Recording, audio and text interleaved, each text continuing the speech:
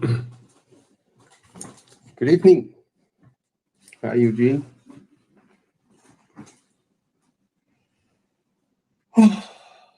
Oh, busy week. Busy week.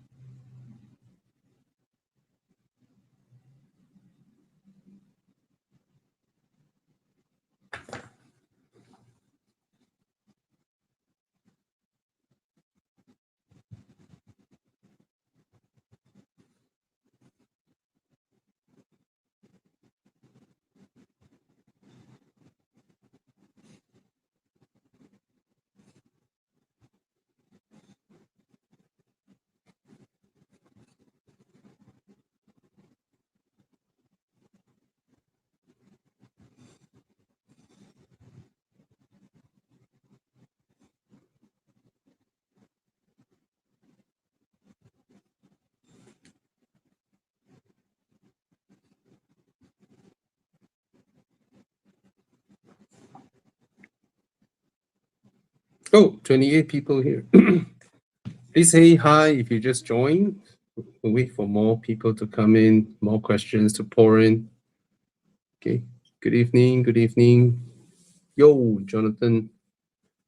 Hello. 32 people here across multiple channels, across my channel, Con's channel, Dana's channel. Yeah. And Thomas.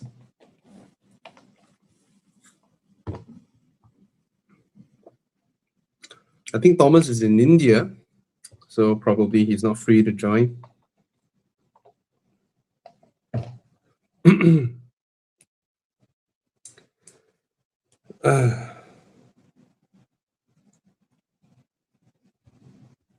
41 people here. Yeah, if you guys have any questions, please go ahead. It's been a crazy month.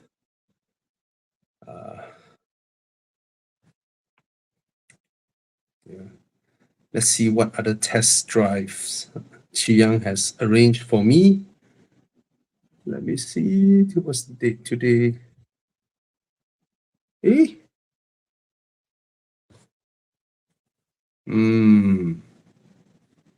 Tak banyak, Chi Yang. Okay, Golf R coming next week. Golf R. What else?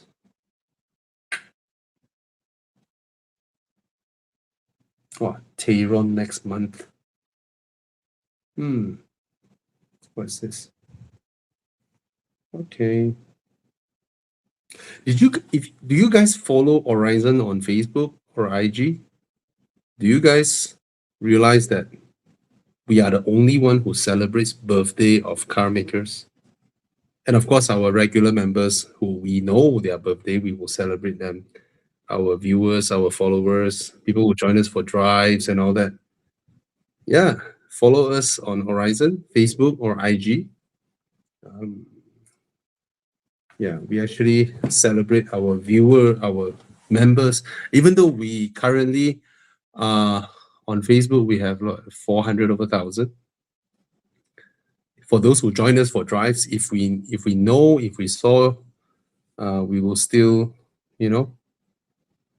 Chiang, why the chat is not appearing? Why the text of the chat is not appearing after I press the button? Show on stream. Okay, shows on the stream. Yep. On my right side, it doesn't show, so I can't highlight. Bro, the link you gave me, I'm not logged in. I cannot select. I cannot highlight the chat, Chiang. So how you highlight for me or what? Need to log in. I also know what. You highlight for me. Then you highlight lah. I don't see you highlighting. Apa ni? Then how?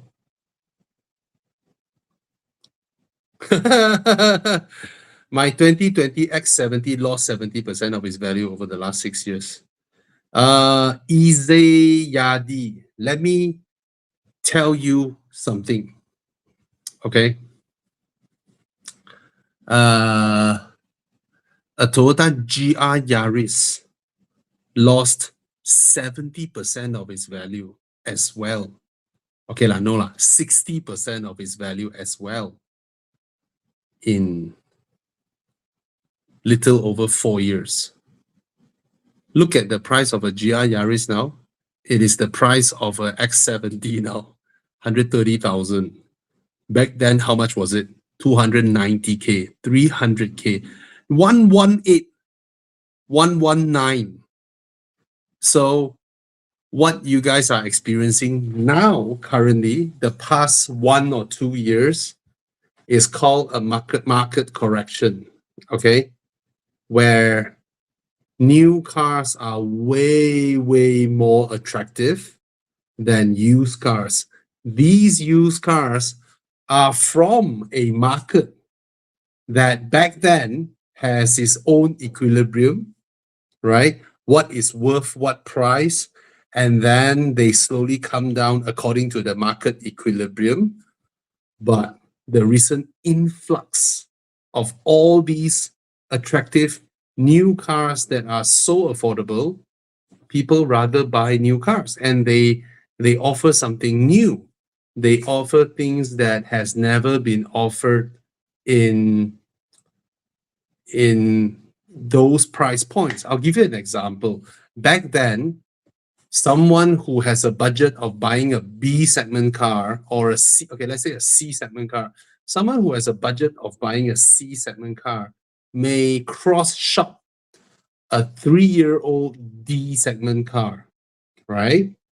So your budget is for a Corolla, but a 3-year-old Camry fell within your budget, or 4-year-old. So you're like, maybe I can go for the Camry. But in this current market correction, a 4-year-old Camry, where the only difference between that and a C segment is size, right? And back then, engine as well, because your C segment is 1.8 and then your D segment is 2.4. So you don't mind waiting 4 years and buy a D segment at the C segment price point. All of a sudden, there are SUVs that has the same leg room as a D segment, right? And they come with aircon seats, which even the D segment don't have. And their starting price is that of a C segment car. Will you buy the brand new SUV with aircon seats, ventilated seats, or a D segment that only promises you a larger car, right? So that's what happens with the current market. Everybody is experiencing a bad resale value currently. So if your car is healthy, your car is okay, continue. You see, in markets, in European markets where they have, or US markets, where they have leasing programs, right? So you basically don't need to own the car. You sign up for a 3-year lease. When your lease is up, you just return the car. No strings attached, right? Or you sign up for a 4-year lease, right? In these markets, used car values goes all the way down because it's not attractive to go into. That's why. So you're not alone. Imagine a Honda Civic. Now Honda is offering 30,000 ringgit discount for a Honda Civic. Imagine you bought your car before that, right? So no choice. This is the current market. All this influx of brand new Chinese cars are so attractive. Everyone is throwing discounts and all that. Your resale value doesn't work. Okay. Chiang, I don't think this works. I cannot select the question. I cannot scroll the questions. I don't think this works. Can you come in here show face while I go out and then log in again, because it doesn't make sense. I can't even select the comments. Chiang, sila masuk. Show your face lah. Let people see you lah. Don't like that. Hey, you entertain everyone. Hold on for a while. Chiang, when I go out and come back in, will the comments be there? Yeah, you'll be there. Okay, sorry, guys. I couldn't be- pick the comments. I have to log in again. Okay. Yeah.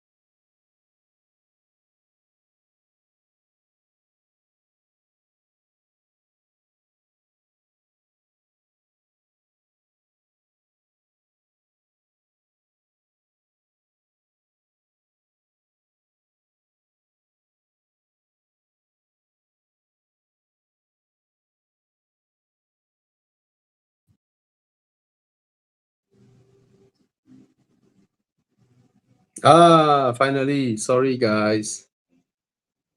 Sorry. Now I can scroll the comments. Sorry, just now I couldn't scroll the comments. Yes, F1 is back. Hey, Bobby, what is the best car to go after girls? 150,000, not a sports car and reliable. Just get a used 5 Series. Right, your ladies will like you. Or yeah, a 5 Series. That should be good. Oh. Yeah, accept it as it is. New cars will depreciate fast as well.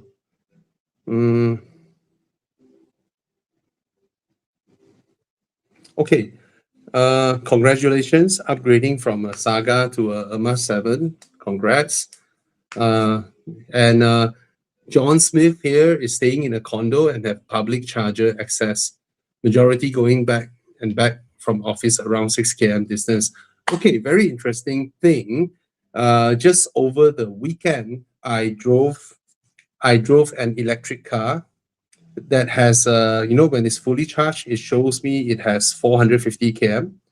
And I went from KL to Kuantan. Okay, Kuantan is not far; it's less than 300 km. And on the car's map, of course, shows me that if I follow the speed limit and all that, I should arrive Kuantan with 35% charge left. Of course, you guys know the Kuantan Highway lah, huh? To be honest, everybody is driving 140, 150. So I follow aja lah, huh? So 140, 150 is actually very taxing for EVs. Okay, so my screen shows 18% when I reach Kuantan, which is okay given the speeds that we're traveling. But that made me more alert, whereby let's say we stop by petrol station at Karak, right? Maybe the kids go toilet or what. Basically, along my journey, both sides. Okay, to Kuantan, I'm not that I just want to get there. But on the way back, the same way, on the way back, right? So I didn't charge. When I arrived at the hotel, it was 18%, then I charged. But on the way back, because I'm also driving at that kind of speed, right? We actually went into BHP station, and there are 2 chargers over there, 2 DC chargers. So I was like, okay, my kids want to buy KFC. They want to take away and makan in the car, right? So technically speaking, I have about 10 or at best 10 to 15 minutes. So I was like, will that work? Which is, I'm driving, right? I have my remaining range, which is about 20 something. And I was like, hey, maybe I can go into the petrol station while my wife is buying KFC for my kids. I can plug in the car for a while, 10, 15 minutes. You know what? Almost every time I drive an EV recently, going longer distances, right? Every single place where there is a charger, when I arrive, there is already somebody there charging. And best of all, somebody waiting. So, to be honest, if you don't travel long distance, like go out stations or whatnot, right? Where, I mean, if your car has a rated 400, 500, okay lah, right? You can cover because Peninsula is perfect. Peninsula Malaysia is perfect for EVs because whether we go up north or down south, right? We are always in the coverage, provided you are from Penang, you want to go JB, lah, right? Definitely halfway you need to charge. So my point is on daily, no problem. You can deal with it. It's not like every day you need to charge anyway. But my concern is always if this is your one and only car, when you have long traveling, balik kampung and all that, right? I don't think our current highway rest house charging network or whatever is enough to cover what we have currently. Because the problem with our Malaysian highways is that we collect tolls. And when we collect tolls, we need to seal up the highway and we have fixed spots for people to rest. It is at these fixed spots or petrol stations that they can install charger. That's it. Unlike Thailand don't collect toll, and the company that builds the road gets the land for free, and they can use the land to do commercial activities. They can lease it out, they can sell it, they can build something, let people do whatever they want with it. And the highway has a slit road. So you go into the slit road, then where you want to turn off, you turn off. And all these businesses along the entire journey from border to Chiang Mai, the entire journey, there are businesses along the highway. Everyone can install a charger. Anyone can put a charging, to plug in a charger to help alleviate the stress for chargers. So that's perfect because Malaysia, our highways, because we collect tolls, because we have limited turn-off points for rest and relax, we don't have enough places to charge. Yes, the coming Raya will test the efficiency of chargers. No need to test. It's not enough.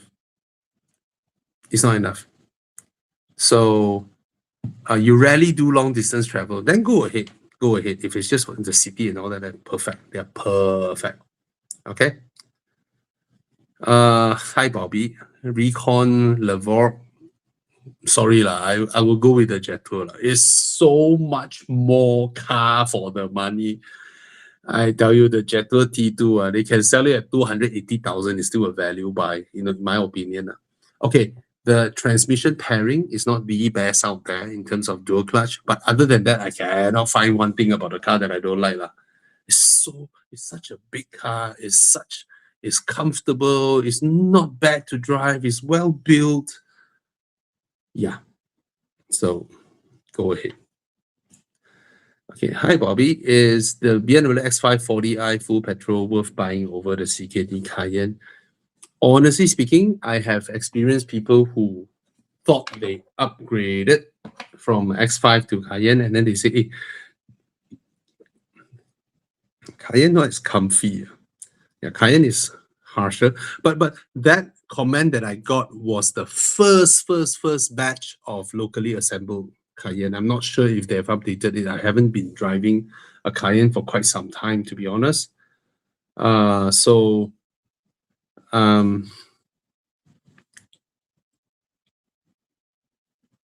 me, I'll pick the Cayenne. Right. I prefer the Cayenne. But if you ask me to point out one thing that the Cayenne does better than the X5, I can't. You know what I mean?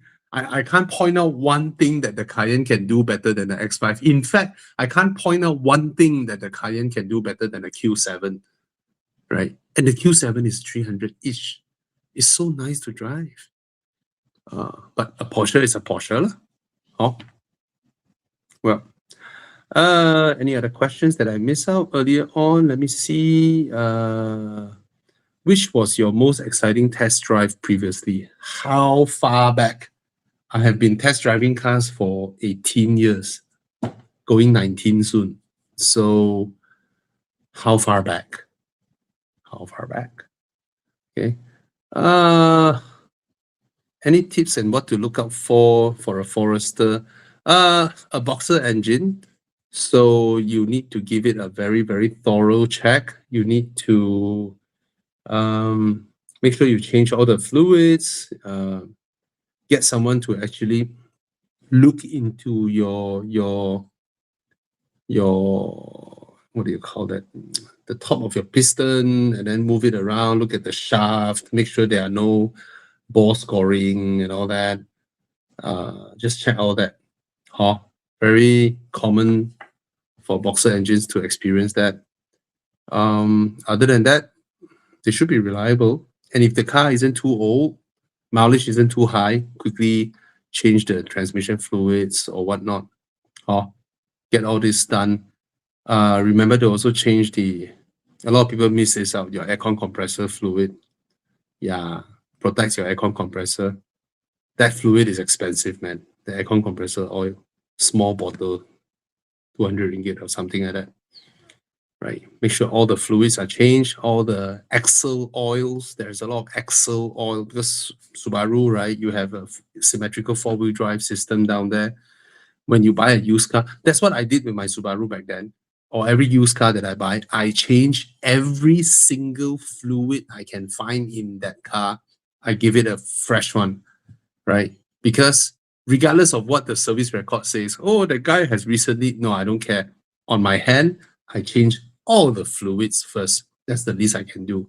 Then after that, slowly at the back of your head, you remember, okay, the oils are done, okay, the brake pads, the filters, So when things go wrong, okay, that one I haven't changed yet. Okay, I roughly remember what, this kind of thing. So generally, they're then reliable. Lexus ES250, 2015 to 2017, fantastic car. Want to replace a Nissan Almera? Good job. Any tips? No tips. The car is reliable. Okay, no tips. Just make sure you don't skip on services. Lexus are always a top-notch choice. That's the thing. And like I said many times, anyone who has a Lexus in their crosshair, that means you are open to the idea of a Lexus, I will just tell you, go ahead. Okay, because some people find Lexus boring. They don't like how they drive. They want something that drives better. So they will choose in between, like, okay, should I get an 8 Series or a Panamera? These type of people, I will not ask them, hey, go for a Lexus. It's reliable. No, because they want something different, right? But for anyone with a Lexus in their crosshair, you made the right choice. Okay, just note that a lot of people, when they drive Lexus, they became a bit ignorant with taking care of the car. All right. There are people who are like that, especially one that is 10 years old, 11 years old. They may just drive it. And usually Japanese cars, they tell you less things than German cars. German cars, they sense the slightest of incoherent firing. They will tell you, drivetrain malfunction, bring to a workshop when your car is perfectly okay, or transmission. Sometimes they shift a little bit late and then they light up again, transmission malfunction. The Germans don't mince their words, And transmission blow up is transmission malfunction. Transmission skip a bit is transmission malfunction. Yeah, they don't mince their words. Okay. All right. Mod Shahidan said, I think Alphard also lose value by 50% after 3-4 years. Yep, that's the market now. Okay, that's the market we have now. Okay, let's scroll. Oh, a lot of questions. Let's scroll all the way down. Okay,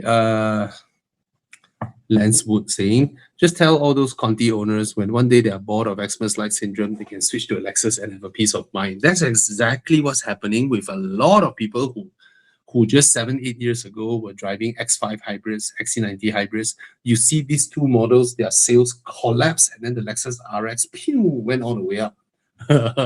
That's exactly what happened. They got burned, and then they're like, okay, I'm done with this high-tech stuff. Give me an old school, car. Why recon Japanese cars price remains the same, even though Japan depreciated as much as MIR? Any idea? Okay, the selling price of those cars in Malaysia, in Peninsula or East Malaysia, is dependent on market acceptance and compared to the brand new variant from Toyota.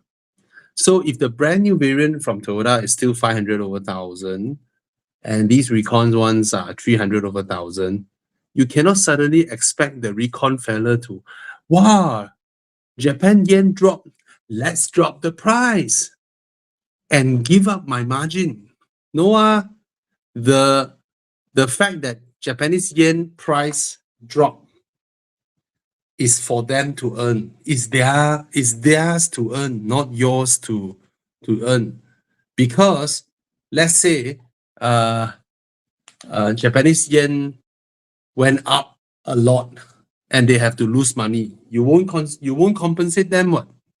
Right? So when you do trading, when the foreign currency drop, is your windfall, or if your own currency drop, you makan, no? Imagine they book the car in Japan, right?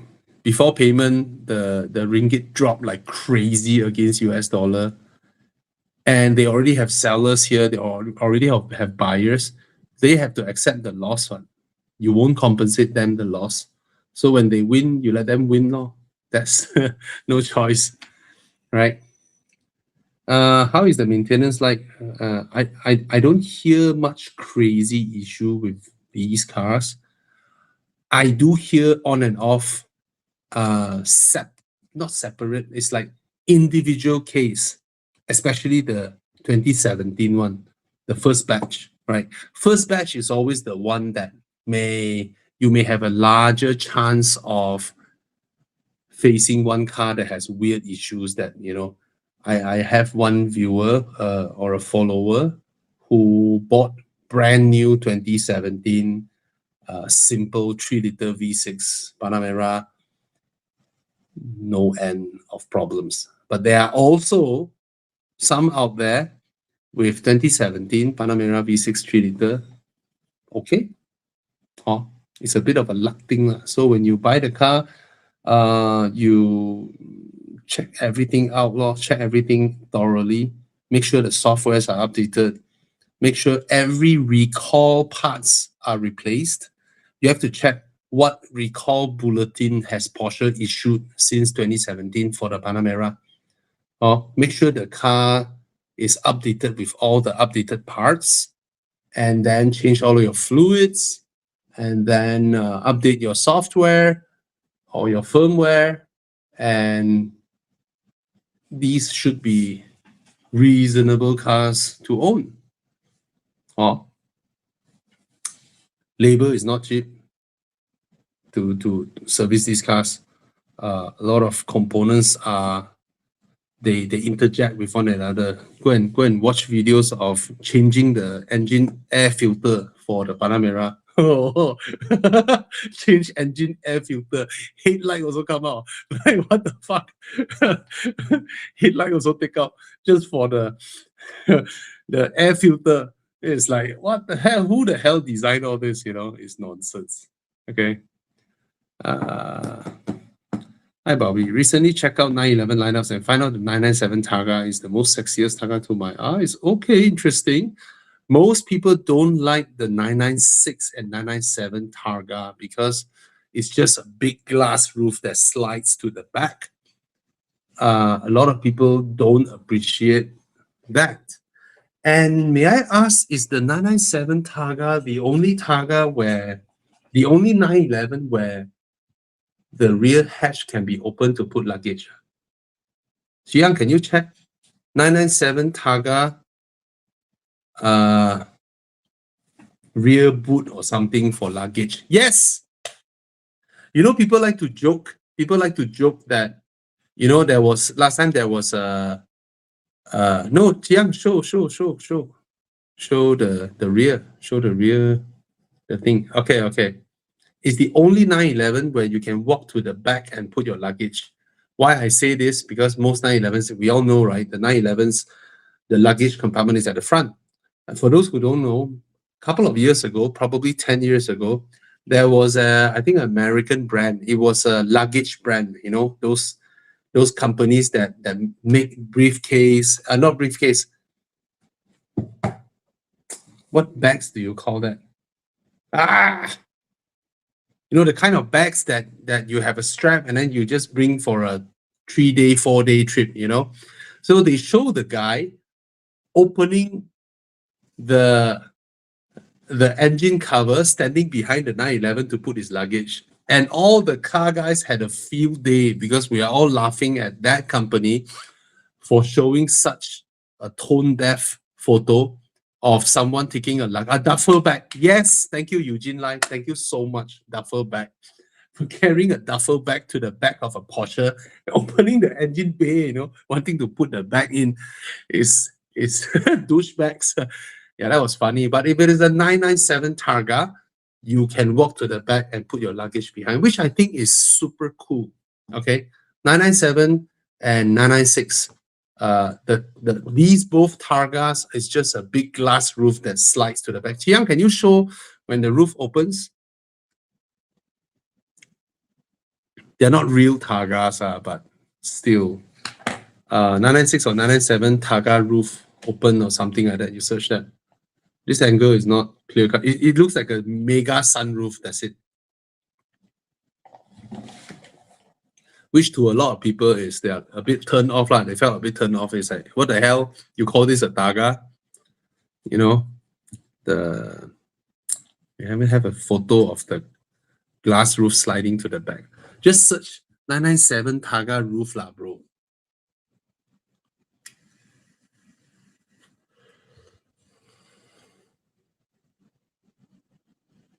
Yeah. That's how it looks like. Come. Enlarge. Zoom in. Yep. See, it looks like a mega sunroof. That's it. Not very Targa in our opinion. Okay. But yeah, that's the 997 Targa, which is a sexy car, man. You compare to the boring ass regular 997, freaking boring lah. Just get the Targa. Okay. Okay. Yeah. What are your opinions on the Perodua QVE? Do you guys follow Horizon Facebook? Today we shared something funny. The Perodua QVE outsold the Honda EN1, aka the HRV EV. Perodua QVE outsold the HRV EV. So Perodua beat Honda. I like the looks of the okay. I think from day one, even though Perodua hates me, just to let you all know, Perodua hates me, okay? Perodua bans me. But from day one, I applaud Perodua for having the guts to launch the QVE. I commend their effort, and I think the car looks good. And I'm not delusioned. I know there are people who complain the QVE is more expensive than some Chinese blah, blah, blah. I don't know why these guys like to make this kind of video, because economies of scale matters, okay? There's no way Perodua can beat the economies of scale of Chinese car makers. So I'm not delusioned. So for me, for Perodua to be able to make this car at this price point and it looks good, I think it's a good effort. I am someone who look at the car industry wanting every car maker to do the correct thing, to be brave enough to pursue even something that is wrong, but morally helps the company to want to fight, to want to do something better. I like car companies that do that. I don't like car companies to just keep quiet, lay low, and earn every cent that they can back from whatever rubbish cars that they are still trying to sell. I don't like car makers doing that. I like car makers to push frontiers, to try even though they may fail. So I commend and applaud Perodua for that. And if you bought one, congrats, you are helping Malaysian, and a commendable effort by Malaysians. It's just the same thing, like no matter how bad U Mobile or Celcom DG or Maxis is, it is our own Malaysians company. I will not sign up Starlink because geopolitically speaking, it is not good for Malaysians to support a company like Starlink that is involved in the slaughtering of Palestinians, or sending the Ukrainians to hell. So, and these companies, they are very, very much interlinked with the military industry. So I will not, no matter how good it is, because these companies is very scary. Imagine a lot of Malaysians sign up Starlink and Maxis and Celcom and DG no longer have business, and we are all 100% reliant on Starlink, a foreign company that behind them, the money that supported these companies are from the transnational Jewish capital. So I think that is very, very scary like that. And we will be disconnected. So I will not. So again, in retrospect, a Malaysian company willing to embark on something like the QVE, even though we know they don't stand much chance against the Chinese, and you bought one, please have my respect. Yeah, the interior sucks. The interior sucks. No choice. That is Malaysia's standard, but Malaysia's suppliers can only go up to this standard for this cost price, cannot fight the Chinese. But if Malaysians are willing to see that part away and still support a Malaysian company, kudos. Yep. Yeah, if we support Starlink, is capital outflow. Our money that connects internet and all this, right, should remain in Malaysia for Malaysians' economy. We shouldn't pay. It's like how every advertiser who buys ads on Facebook and Meta or Instagram is actually sending Malaysian money all the way to US, right? These money could have been money that was supporting our local newspaper, our local billboards, our local content creators. You see, when you use the money to spend on content creators like us or Malaysians, or our radio stations, or our TV1, TV2, TV3, or our Astro, the money stays in Malaysia. Okay, it helps the local economy because these people will spend the money on buying homes, buying food, buying clothes or whatever, right? But every advertiser who put their ads into Facebook, sponsored ads, right? They simply put out your ads and all that, right? All the money flows to US. And to who? To Meta. Who owns Meta? Who's the biggest shareholder of Meta? Is BlackRock, right? So sorry for putting a light on this, but I think more companies should. You can support local creators to create content that promotes your business, but putting your money on Meta ad platforms is bad. Okay, we have 179 people here, and Tana is here. Hello, Tana. And Tana Hey. logs in from a hotel. Please tell us where you are. I just arrived in Trang an hour ago. You go there with who? Porsche Club. So we do a drive. I'm away this week in Khao Lak. So nice, man. Our fellow Tana here is in Thailand, and Thomas is in India. Really? Yeah. Oh, okay. Yeah, yeah, But I miss yeah. you, Bobby. I miss you last week, so I can just come and have some Evo Enduro enthusiasm. Come and join in the call over here. So how many of you are How long? coming to Evo Enduro, guys? How Please long is the write in. drive? Like you all go Trang, and then what else? So Trang today, tomorrow Khao Lak, and then stay there for 2 days, then come back, drive some more, come back. It's not very heavy, it's not that Nice, it's not as nice, Evo Enduro-ish, nice. but Khao Lak is nice, yes. You know one thing, every year we recce and find new routes with Evo Enduro, right? And those motherfuckers don't join us. And then when we come back, they use our itinerary, go and drive the routes we drove. Then pukai. Anyway, I hope you enjoy your drive. I will. It's nice. And you don't need to join them for dinner, man. The whole group. Oh, we went for dinner. I just came back now. So I came back from dinner, and then I come and see you. Lor.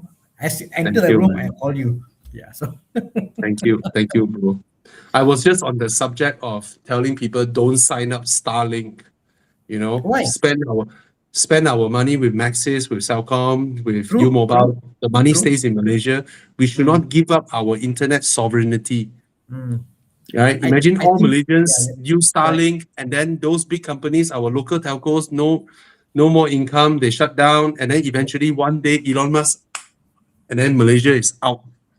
you know, I was there's a talk he did last week. He said by 2036, Yeah. humanity won't need money. And then the interviewer laughed. He said, so what do you mean? He said, yeah, no, because once abundant, when resources abundant, robotics are all there, and then why you need money for? It was going on. And I realized he's living in a world whereby money doesn't mean anything. He's so abundant, it's like money for him is like illogical in his world, not living with us. Okay, all these nonsense from these people, their worldview, right, Yes. is those people with the same skin color as them, Yeah, correct. right? The Western Europeans Correct. and US, Canada, basically the G7 countries lah, Mm. right?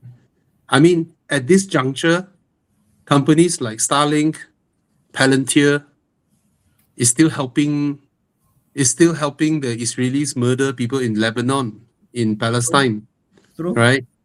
So it's bullshit lah. Yeah. They are so controlled by It's serving their agenda. yeah. So there's not much we can do lah. Oh, yeah. Answer this question about my electric conversion. So I tried to do the conversion. The system is fine, but the fan isn't strong enough. I was trying to see how cheap can I go with the fan. The fan not strong enough. I got to go for a bigger fan now, and then see how that works. What is Not that? enough. What's your electric fan mode? What is that? So my E39, I deleted the whole fan clutch, and then I made a shroud. The shroud is all very beautiful, trying to see how to make it as efficient as possible. The car is crazy, Bobby. After I do the conversion, the car wheel spins, power Yeah. gain is so much. It has more power. Oh, so much power, Nice. Nice. You literally increase 15 horsepower? At the low end, so it's a lot of difference at the low end, and the Yeah. initial pull. Yeah. So, yes. Okay. This question about EV, Yep. iX2 and EX40, is it? What's Yeah, EV40? it's called EC40 now. Oh. The XC40 EV is called EC40 now. Aiyo. Daily drive to work and meeting only, which will be a better buy. Okay. Let me tell you one thing I found out from new BMW EVs. they have integrated.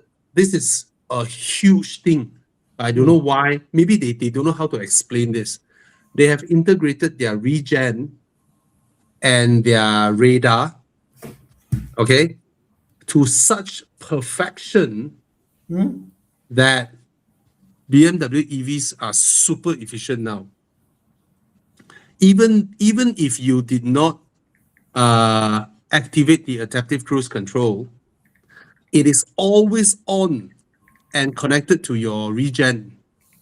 So when you are cruising on the highway, a car cuts in, right? And then you lift off your throttle. Actually, your car is using the data, the radar actively, and really perfect software to slow your car down to maintain a good distance without you feeling it is awkward, like how they were when the iX first came out. Now, BMW EVs, right, with this new thing, that the result of this is that even when you enter adaptive cruise control, you don't even need to set the distance. There is no option to set the distance. Understand.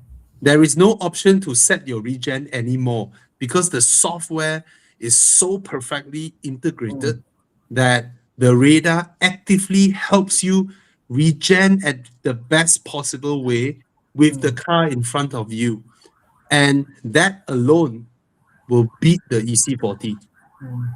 Because But I just drove Volvo's latest ES90 to Kuantan Yep. and back. No, it does not. It did not realize it can do this. So Understand. there are quite a number of times where when I'm cruising 140, 150, and then one car cuts in, I myself need to brake hard. And I know when I brake hard in an EV, it's also regen, but it's very different from the car actively doing it 24/7. Understand. So the new iX2 is not only sharper to drive, but also smarter in this way. But I would recommend you to look at the iX1 long wheelbase, because I drove the iX1 long wheelbase. I drove that car. It's pretty nice, and for some reason, BMW puts in a high spec seat in its lowest end car. That car comes with Napa leather, and your rear leg room is comparable, if not slightly more, than the X5, the iX1L. Do look at that car, because I think the rear leg room will sell to a lot of people, because you're buying the lowest end car, but it has way more leg room than the X3, almost comparable, if not more, than the X5. Okay, it has good leg room at the back, good seat back angle, high quality seats, Napa leather, and the car actually looks good. And this new BMW system with regards to regen beats a lot of other cars. And BMW now, because of this, they have one of the best adaptive cruise control, better than most of the Chinese brands. Yep. Oh, yeah. True. I think generally BMW always is late to the game, whether hybrid or EV, whatever. Yeah. But when they do it, the drivetrain, the way it pairs and the way it changes, whatever, is seamless. Perfection, you know. Perfection. Even my hybrid, my old hybrid T3 also. Yep. I mean, it's seamless. Like you just cannot understand how they do it. It's just beautiful, you know. And Perfection. in such a way that the non-hybrid and the hybrid, like now, the X3, the way it drives, because it's so refined, it feels electric. It's so quiet inside the X3, the way it drives, the way it rides, you know. I mean, I wish they spend the money on the looks, but the drivetrain is so good. You know, the new BM, the system is so good. I drove the iX1L from Chin Swing back home. I only used 2%. That is so good, way. I only use 2%. Yes, nice, downhill it will regen a bit, but Not if you guys can find my old iX video, which BMW hates that video. BMW absolutely hates that video because Right. the iX going downhill, trying to regen, trying to set the correct regen is a pain in the ass. It's either too strong or not strong enough. You know, I had a bad experience driving downhill home, trying to be as efficient as possible. And after they updated their new ones, with this system, they thought of this. It's so good. I only used 2% from Chin Sui back home. They got to accept the early gen. They were definitely like the iX. The Yeah. iX felt big and sharp, but didn't fit the car's character. Big Yeah. and sharp, but Yeah. the car is so big. Like, Yeah. Yeah. Okay. Okay, let's quick one. Hi Bobby and Dana. Considering MX5 buy. It's an automatic buy. Auto or manual better? Of course, we would prefer manual, but there was once I was driving an auto and I don't hate it because I hang my arm outside the door and I just cruise downhill, not racing, not driving enthusiastically. mm, I genuinely enjoy it. Not Yeah. no need to shift. I can take my coffee, have a few sips, put it back there, just cruise. Yeah. So for you to ask like that, take the auto. Okay. Okay, Tana, you might want to answer this. Come. Ask them. Best comfort all-round tires to put PZ4 or PS4S. UHP tires required or appropriate to install tough tire in it. Tough tire, you can install it in any car, okay? And it helps you with the nails. Of course, if you are someone with hypersensitive fingers and you go to the track, you want to reduce every single grams of unsprung weight, then probably you will feel that, hey, after I apply tough tire, I felt it's a little bit heavier. But modern Boxsters like this, 718, big car and all that, I don't think it will be that consequential. Huh? Yeah. As for tires, I think all the big brands are good. Yeah. Just go ahead. Which one is affordable? Buy them, use them, enjoy it. Okay? You can't go wrong, you know. Yeah.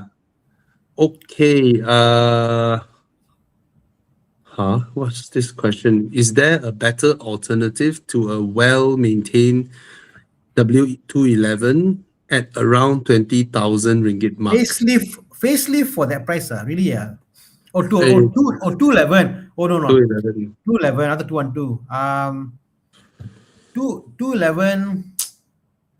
The engine is a bit like try to rev a lot. They try to very revy, and I just find no lah. I would painful lah, painful lah. I don't like it. It's 20K. For 20K, you could get for the same E series, you could get a 5 series 520, probably about sub 30K can get. Which We're talking probably about E60, right? No, I'm talking about F10. F10. F10.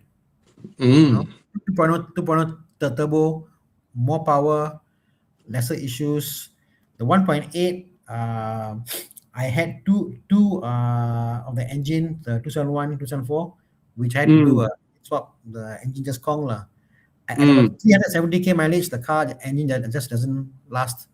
So yeah, I'm not a fan of the engine lah. Put this way, that's my main issue. Personally. But yeah, 20K, what you want? Let's say a car of that same size, an E-Class or a 5 Series, Accord, you know, for 20K. Okay, not bad lah. Not bad lah, but someone bought a 212 facelift E200. He bought for 30K. Facelift, you know.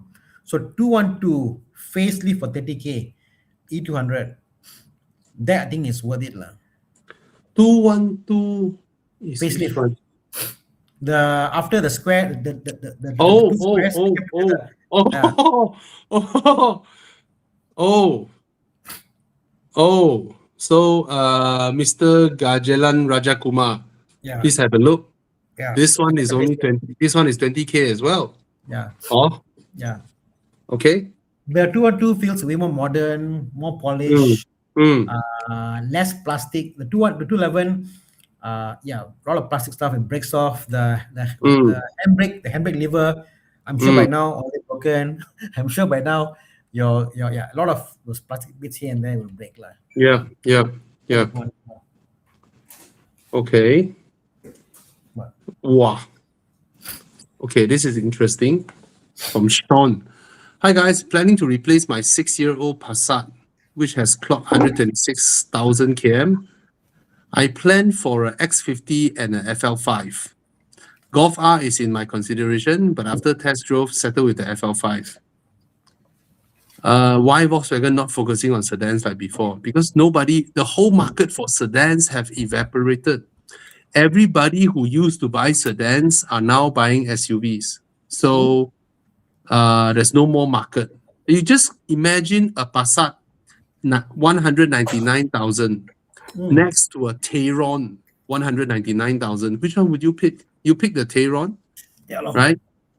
So go ahead. Your car selection is great, and I agree. FL5. I agree that the FL5 beats the Golf R. Okay.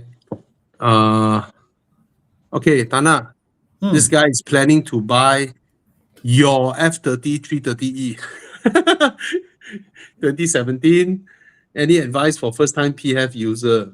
If you really want to buy the car, buy post June 2017. There's a big problem with the 2016 and 2017 early models. It's a big, so big. In fact, they have changed the starter. They have changed the Wow. motor on the car because the earlier generation model, the car had so much of torque, it basically ripped the starter, ripped the flywheel, and then the dampener broke, and the car will vibrate. So, BMW, because I have the car and I'm looking at it, how come different? The part number changed, So the starter motor the Gigi became less aggressive, a bit more flat, So it's easier to kind of punch into the car because you start, stop. So if you must buy 2018 or late 2017, because when that thing goes away, the dampener itself, flight dampener is 3K. Labor will cost you. You want to spend 5-6K just to fix something that's silly because of a dampener, a starter issue. Sorry, more on that. Starter will cost you 1,000 plus. Dampener 3K. Labor easily 7K for nothing, for a bodo reason, get late 2017 or 2018. Then okay, no issue. It's fine. Don't buy what I bought. Okay, sorry, I'm replying a text. Come. Hi Tana, Harrier. So Harrier 250,000 km with reducing what? With reducing engine oil. Wait, my charger. Okay.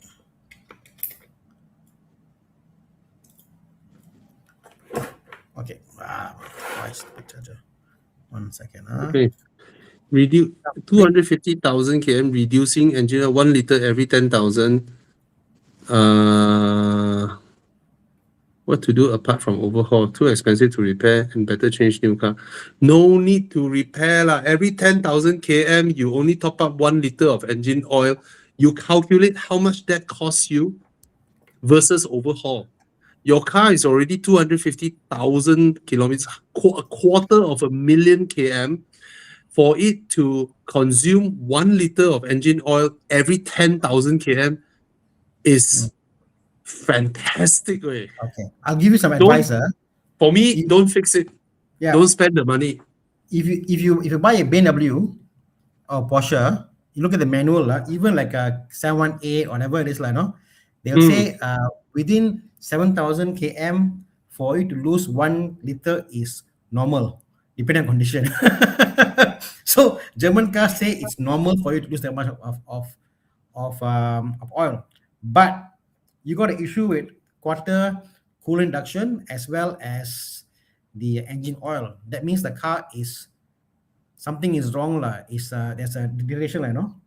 I suggest before you overhaul, get the parameters. Number one, ask your mechanic do a compression test. B, do a coolant pressure test. Then C, do a test to see the acidity of your coolant.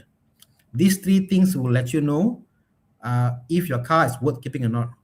Okay, because maybe it's a small thing, maybe it's a big thing. If it's a big thing, I would say sell because that car is just waiting to die. Okay, so just check and see before you go ahead, you know. Do a test first. Don't jump to a conclusion. Might be a small issue. Yeah, lor. I think I would call it no issue for No, a maybe quarter of coolant. a, huh? But coolant missing, you know. Coolant missing. coolant? Is an issue. Yeah. A quarter of coolant going That's down every 10,000 km. Okay, okay. That is quite severe. So have you checked out? Know your facts before you jump to conclusion. Get your facts first. What's the fact? The fact is, oh, my coolant has got carbon dioxide. That means what I call head gasket leaking. Oh, my compression test shows what I call pressure loss on cylinder 2 and 3. Oh, got issue. Head must go. Oh, so get the facts first. Just see a mechanic. Do a check. Get your facts. Then you can decide what you can do. Don't jump the gun. But from how I look at it, every 10,000 km, only a quarter of coolant. Well, it depends, Bobby. It's 10,000 km how you drive it because it could Yeah, be you buy there's no town driving. for me Suddenly you buy a bottle, you know, every week, give it a check, top it up. Okay, what? No, Bobby. This is just waiting for it to explode. If let's say the coolant is skimming into the head, waiting for the thing to explode. If it reduces, if it goes into your engine, you mean, right? Okay. Right, we don't know what. Right now he's saying Yeah. this, but we don't know whether the coolant entered the oil. We don't know whether the oil entered there. We don't know whether there is a leak. We don't know whether there's just an oil cooler leaking. We don't know, you know. Yeah. So get those facts sorted first. What's the big damage? Consumer issue. Yeah, I mean the thing is it could be a leak. It could be the fact that your oil cooler is leaking. A small issue. Oil cooler tukar habis ita. It could be the fact what you call that your maybe oil cooler leaking, or maybe there is a leak in the oil sump. You can't see it because why? There's a cover there. Could be a very small thing. Could be your guy do your servicing, same place you go and do. The drain plug nut which cost 30 ringgit he pakai balik, put tape. I see many cases they put tape, they pakai balik. They never even put a washer. So over time it pause for nothing. 30 ringgit fix, you know, a drain plug nut. I think for such an old car, I won't spend the money to do it lah. I will just top up and drive it until I want to look at another new car. Then I just chuck it away lah. Okay. Because it's a 250,000 mileage Harrier. But it's a Toyota, Bobby. It's Yes, but it's a Harrier. no lah. I just have it checked. You see, he clocked 30,000 every year. So that car is 8 years or 9 years old already. That car should reach 1 million km perfectly fine. No lah, the gearbox will blow up. The gearbox will blow up halfway. The gearbox will come. The gearbox will blow in this generation Harrier. It will. Have It it will. checked first and then make a decision. Yeah, my sister-in-law, her car, simple, just drive around KL back to Ipoh. Not crazy driving. Her gearbox blew up. Yeah. But if you got the budget, obviously change law. You already use the car so much already. Change the car. Yeah. You got money, what? You got 200K budget here. I can buy a nice SUV now in the market. Why not? Go ahead. Yeah, you see, he got 200K budget to Buy buy lah, bro. his next car. I thought you're suffering. You see? Cannot change the car. We have another mechanic. You see, another mechanic come in already. 10,000 km, half a liter coolant. Okay, what? He said quarter. He said quarter of the quarter to, I don't know what I meant by quarter, I know. Yeah, lah, maybe 1 bottle, 2 liter, then this is it's like every 10,000 km, this is Toyota quality for yeah. Mm. Yeah, Bobby is a car reviewer, Tana is a mechanic. Yeah, but I have the logic Logic. to judge whether should you, because honestly Logic, speaking, okay, Tana, you are Hmm. suspecting what I'm suspecting, right? Even though you're trying to paint him a nicer picture, that maybe it's a small sure. issue. Yeah. Reassure yourself, you do the correct Yes. decision. Yes. For me, I see this like a bit interesting, like why it didn't that. But if you know for yourself the fact, you might fix it before it becomes worse, and then Yes. fine, But let's just say that both of us already suspect the same thing, right? yeah. We already suspect the True. same thing. True. The fix is expensive. The Yeah. fix is expensive. It's pointless at this juncture. Mm. It's pointless at this juncture. Yeah. 100% is slowly slipping into. There is a chance of it's a small thing, lah. Small. Yeah. Here there. Small here and there. As I said before, it could be a drain. It could be a drain plug nut. I've seen so many cases. Drain plug nut itself. Yeah. If it's a BMW, I will give the car the benefit of the doubt of some other pipes are leaking. But it's a Toyota, so, and it's a 250,000 miles. So roughly that issue is that one, lah, huh? So, but I don't notice the gearboxes are just not as reliable, lah. That's for sure, lah. The gearboxes. yeah. My have said, I will drive it until the car dies. Because it's not worth it. It's not the cost it incurs on you is not worth for you to dive deep into solving this issue. It's not worth it. It's not worth it. One car, Bobby, I mean, talk about SUVs, it's Yeah. funny. It's also a joke, the X-Trail, remember the old X-Trail, the T. So when any car comes, I say, oh, how's the gearbox? Early morning you drive, must put R and then D and then drive, is it? Yeah, you see, how you know? I know. Every T30 Bobby, every X of the gearbox is failing. They put to R, they put to D, then it's like, can go now, and they go. You just imagine if this guy, Thomas 19Y70, spend the money and fix these two problems, next thing you know, his gearbox blow up. That would be so sad. So for me, okay, if you're telling me that, my Porsche is 250,000 km, it's a 993. Yes, it's worth the money to fix it. But it's a Harrier. I'm sorry, it's a Harrier. Not even a Panamera at 250,000 km is worth to embark on this fix, let alone a Harrier. My nephew's X-Trail now, I'm in a dilemma. The car costs, can buy a nice car, an okay car for 7K. His car is very nice, but engine, went to Genting last weekend, engine, you never check oil, engine only blew, kaboom. So it's cheaper to buy the whole car and swap and scavenge the engine, not fixing, because so little. Sorry, I just read his comment. Reluctant to sell, reluctant to keep. Can't help you, bro. Can't help you. So I think you better sell. Probably, to me, we go back to the oldest two criteria on keeping a car. Can it start? Is the aircon cold? Use it. Yeah. If your car starts, your aircon is still cold, it's still a champion. Okay, just use it. I share a story here. Yeah. I was in college many years ago. This was like 20 years ago. There's a professor who comes and teaches in the college. He teaches economics. Yeah. For example, about cars, they said, I don't know about cars. He will buy a old taxi, Saga.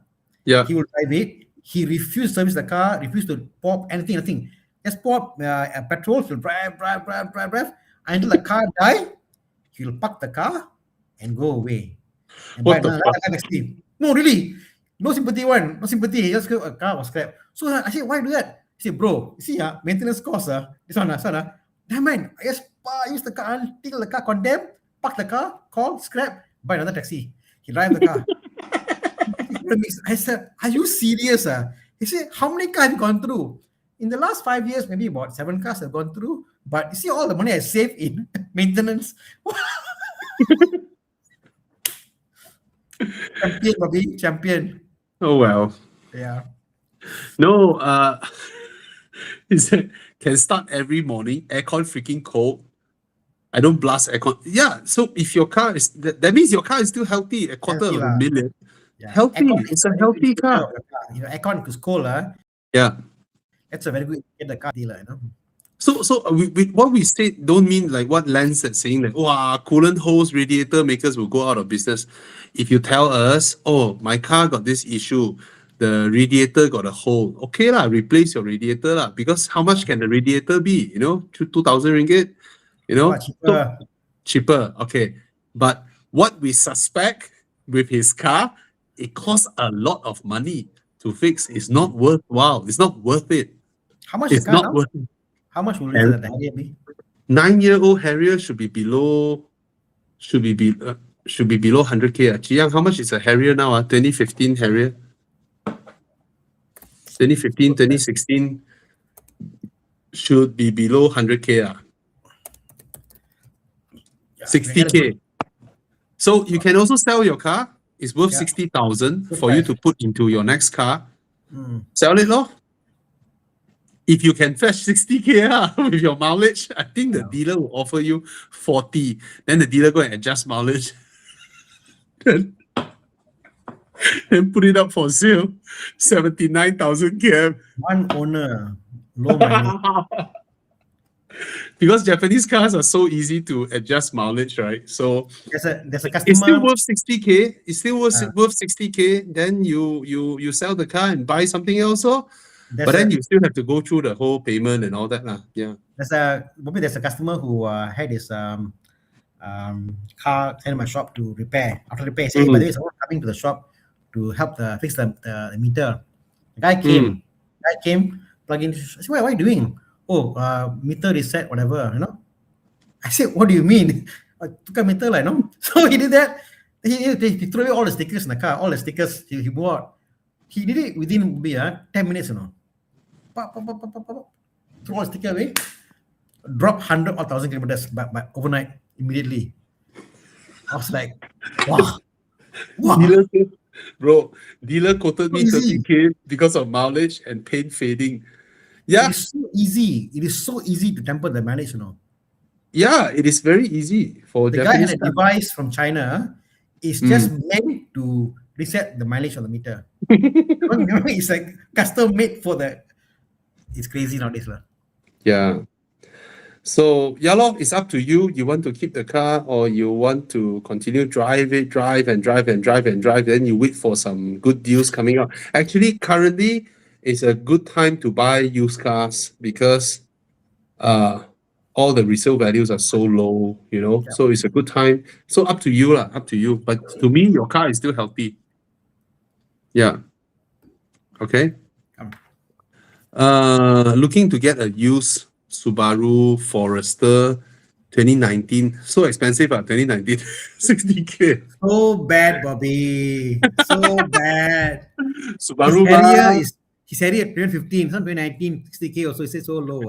or a Fine, 2023 at 100K. What should I look out for? Ignition coil. Subarus. Always ignition coil issues. See? You radiator- see, radiator Tana, issue. 2019, 37,000. Oh my God, what a deal. Yes, that is the resale value of Foresters at 37. Okay, Mr. Harrier, sell your car and buy a Subaru Forester. Yeah, bro. The aircon is also cold. You do a trade 1-to-1. 1-to-1 swap. Yeah, Sell the Yeah. used car. yeah. But don't expect this car to drive until 250,000 km with minimal servicing like your Harrier lah. But we have never heard of Subaru CVT gearbox blowing up. Their CVT gearboxes are mileage. tough. Yeah.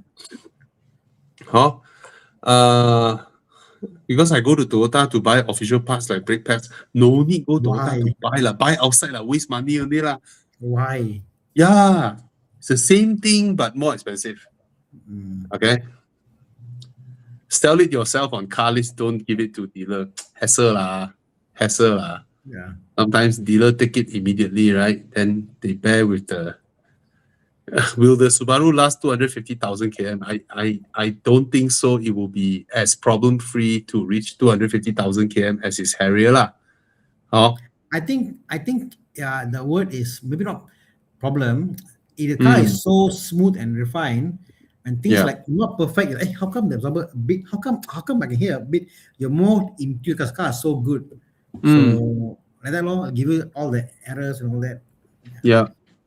Okay, this guy here, 2016 GT86. Still so high price, man? 95,000. Please buy a GR lah Just buy a GR lah.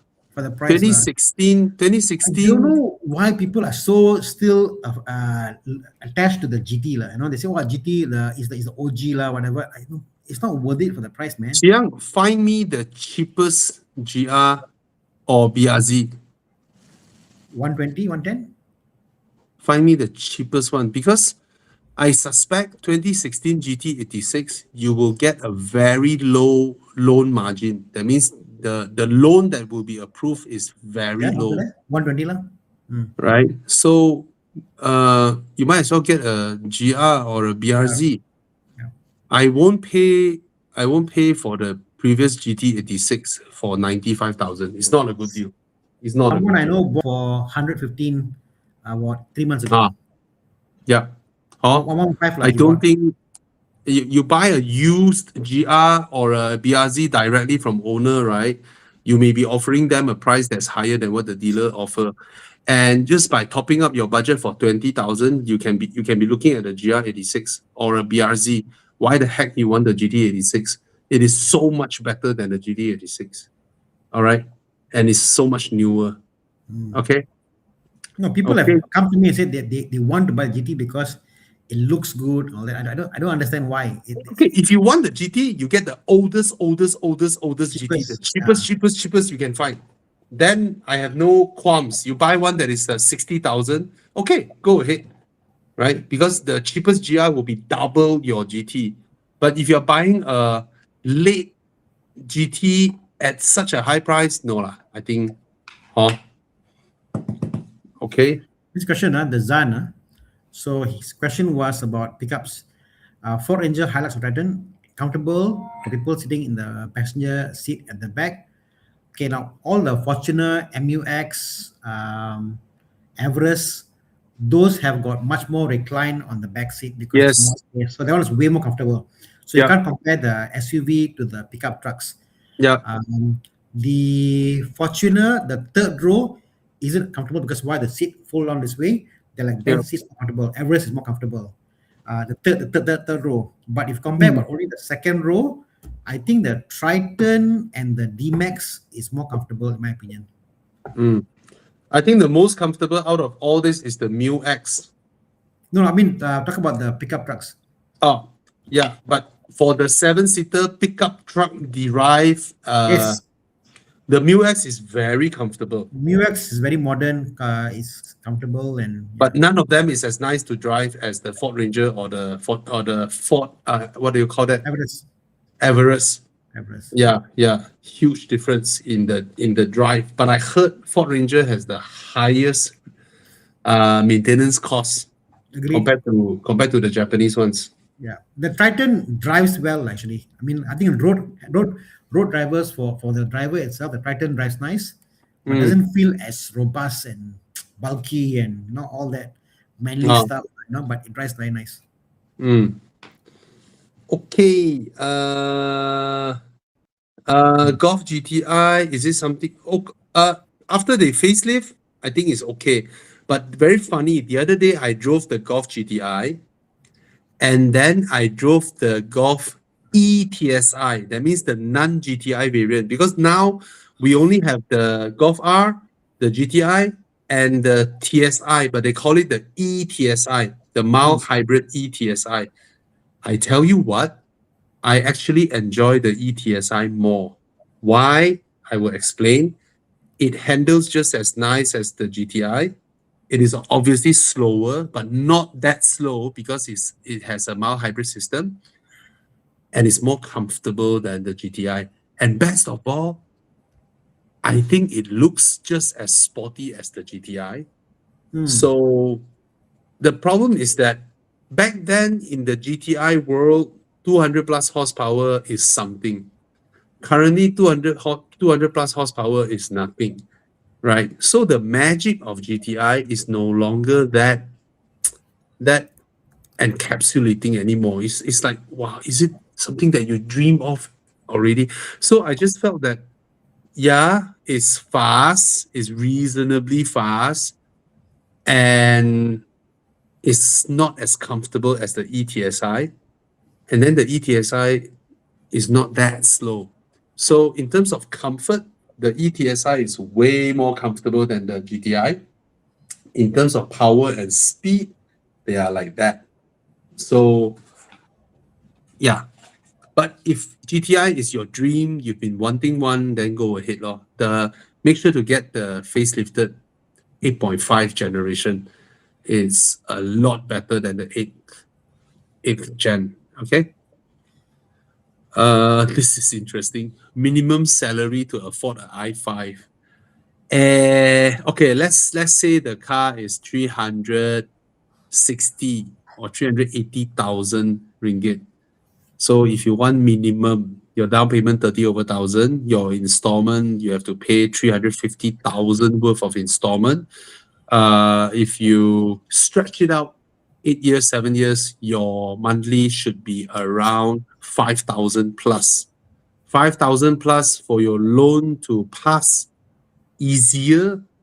I think you need a salary of 15,000 or 20 because you have other commitments, ma. So 15 to 20K, probably you pass your loan easier. Yeah, that's all I can say. And don't buy cars like this. It's like, how much increment I need to ask from my boss so that I can afford an i5 to break that barrier of hitting minimum salary to get that. I think that is comfortably okay lah. I mean, at the end of the day, after you pay some people can live comfortably with a 10K salary. Some people can live comfortably with a 5K salary. Some people can do the same thing with a 20K salary, right? So if you are asking me, I don't know what other commitments you have. Imagine someone with a 10K salary, right? It's like, wow, if I have 15K, I can spend 5K on a 5 Series. I still have my 10K, right? So, yeah, lor. I think at best, if you are 15, 20, then probably, yeah, around there lah, 20K lah. Mr. Harrison Hui, thank you so much. Become a member to Bobby. Thank you so much. Thank you for supporting us and my cause. And okay, this guy question. Okay. N43 worth it for E60? I don't think so. N43, I mean, when it was new, it's fine, but now it's aged. The N43 has got higher maintenance. The water pump, the things like your ignition coil, injectors, they are just a little more expensive to maintain for not much extra power. N42, N43 about the same horsepower. A lot more complicated, a lot more cost involved. The only difference is facelift flow. If you can find N52 engine with the same facelift, get that. Trust me, you thank me for this. Get an N52 facelift. That's the better option to get. N53, I will shy away. A bit problematic, not worth the money for what it gives you. I had both, not worth the money in today's market. If you get the N54, the turbo, okay, fine. It's a turbo. I'm not paying the. If you buy the N54, the turbo N54 turbo. N4, N55, they had a 535 E60. They had a 535. Wow. Yeah. They had a 535. I don't think Malaysia got but they had a 535. If you happen to find that, then okay lah. But if it's not the N535, then no lah. Not worth it. Okay. N53, what's the CC? 3 liter? 2.5, 3.0. Got it. Okay. Okay, this one I would say not okay.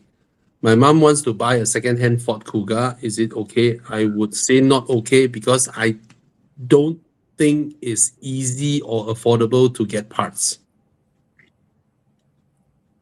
Oh, I don't think so. I think I'm not sure about the price. Chiang, can you find a Ford Kuga? What's the price? Should be dirt cheap lah. By right, it should be, but it's so rare. Sometimes you don't know. The owners may put up. I saw quite a lot for sale lah. Hmm? Maybe the reason why I cannot sell. Oh my God! It's 10K. Oh my God, good deal lah. Buy lah. Buy. Buy. What the heck? You can't even get a Myvi for this price. What year you saw? I saw a 13,000. Cheapest on car list is 13.8. Oh my God.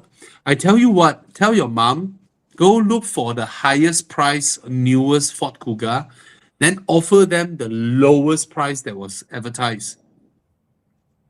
Yeah. 19,000 to 15. Okay. So 18,000. they're trying to sell that price, but offer them 8K. Offer 8K, 9K, you know. But same lah, 213, 214, 215, no point lah. Yeah, Just get them. just buy the cheapest one, you know. Just the lowest Hopefully the car runs. Hopefully. But it's 9K. It's so cheap. What else can you get for 9K, 10K? SUV, yeah. Hmm. Oh, what about X3? Huh? Older 208 X3. How much? 208 X3 is about 9K. 2008. Much older.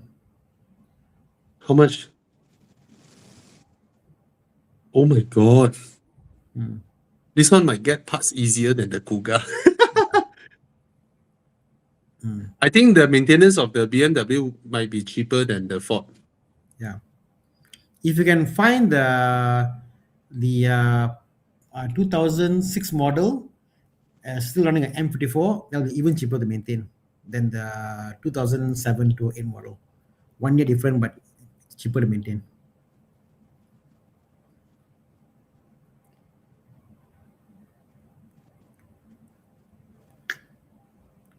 This is Santa Fe.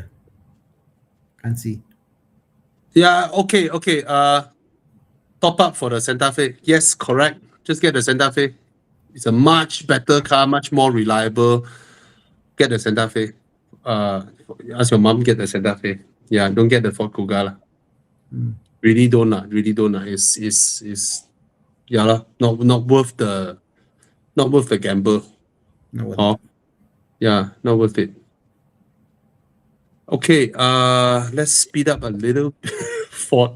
Yeah, man, the repair is. I know Tana has a Ford. I got the Everest. I had a Mondio. I had a Fiesta. Yeah. I love the handling dynamics, the value, and all that stuff lah. But when something goes wrong, to understand what happened, you need to have patience. Right. You know. That's about it. Sometimes I felt, these cars are supposed to be simple cars. How can they fuck it up? Like I buy cars purposely to test me. I want to test this out. How difficult can it be? Like I bought a very difficult Peugeot 508. I want to understand what happened. I try. End up it's just connection, wiring issue, whatever. It's like stupid design sometimes, like why they do certain things. I don't understand. Yeah, say the smallest thing that they do, Buying parts from US a bomb, not really lah. I mean, parts for Ford actually quite cheap lah. If you know where to buy. Okay, V40 T5 versus a CT200H. Which one is more worth buying? Okay, both are very tight hatchbacks. I think the V40, as tight as it is, I think it is slightly more practical than the CT200H. The CT200H honestly will be less problematic in the long run, even though it is a hybrid. But I heard somewhere the hybrid battery only costs like 8K, you know. Yeah. So But I a lot of heard them drive somewhere. it. A lot of them drive it with the fail battery, and they still drive it. Car still goes. Yeah. But But I don't know. It doesn't talk to me, yeah, you know. but the problem with the CT200H is that it doesn't feel like a luxury car. The V40 actually feels like a luxury car. Yeah. It's very solid door, very quiet. You close the door, the whole thing feels like a vault. In terms of the drive, the V40 is actually not very pleasurable to go mountain roads, but if you drive long distance, it's fantastic. Uh, the CT200H interior is super plasticky and all that. But that being said, the Volvo V40 interior might have some parts where it's beginning to, the skin will come Yeah. off and things like that. Yeah.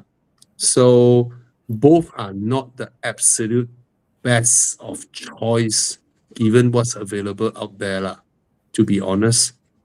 What are you Um, after, KK? Just tell us what you're after. You want a small hatchback or you want an SUV? What yeah, is yeah. the main criteria? Maybe we can help you narrow down, you know. Yeah. I mean, I would get I don't know, I'll get a Suzuki Swift over these two. Beautiful. Much nicer to drive. Of course, not Why as no one talks comfortable on about the the highway. Why no one talks about the SX4? Yeah, everyone forgotten about the Suzuki SX4. You know the car is so cheap, probably so cheap now. SX4, dirt Should cheap, be you know. cheap lah. Should be cheap. So Nobody cheap. wants Nobody that wants car it. lah. Yeah. I haven't actually know how different are they compared to the Swift in design, architecture. Mm. I'm not really sure.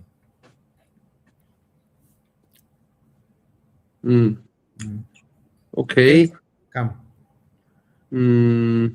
Reliability of 408 Oh, question. sorry. So No, sorry. Okay, you pick. Which one? Which? No, it's okay. You pick. No issue. Tana, you want me to give you the username I and got- password so I you got- can I got- log in? I got- Okay. Okay. So the question was liability of 408. Someone I know has the 2.0. The 2.0, the first generation 2.0, the CB unit.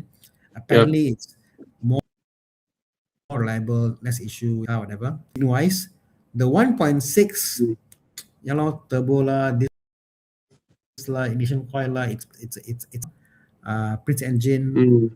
A lot of maintenance stuff, but if you get a car that's well maintained, you'll be surprised how good it is. Then you go see Mac Yap, he tuned the car for you. The car is a powerhouse lah. These cars like, the engine's a powerhouse actually. If you get a good, well maintained cars, the problem with Peugeot is the price tank will be. The price tanked, the second owners don't maintain the car very well. Opposed to you get the BMW version, they keep the car not too bad. So it's all about the owners. The issue is the owners. But if you look at the recent market, right, every brand, they tank in value. Obi, 408, you're talking about 3K can Obi. No, there's a current 408, bro. You're talking about the new 408 or 408? I don't know. He might be talking about the current one. Oh, current one is fine, no issue. Yeah, if it's the new, actually for Peugeot since 2017 onwards, right? I don't hear any problems with them. No issue. One good strategy that they did was they stick with that 1.6 turbo and just keep improving. Yeah, that drivetrain so far from 2017 until now, we don't hear Peugeots have problems. In fact, I think BMW should have maintained with the Prince engine and not go for the B38. The B38 is crap lah. Oh. Yes. They should just like that. Yeah. I like the Prince engine actually. Yeah. The new ones. Okay. Oops. What is this question? What is the most expensive maintenance or repair you have encountered for your Rapid? To be honest, over the past 6 years I owned the car, not much. God, Bobby. not much when compared to my Audi. God, you know what? Shell V-Power. Really, I'm so blessed. Touch wood. The Rapid cost me way lesser Yeah. than my RS6 cost me. I wish I listened to Bobby and stop buying these junk cars and then buy big CC cars like Yeah. Yeah. So really not much. Really, really not much. So I'm blessed and touch wood, touch wood, touch wood. Okay. Oh,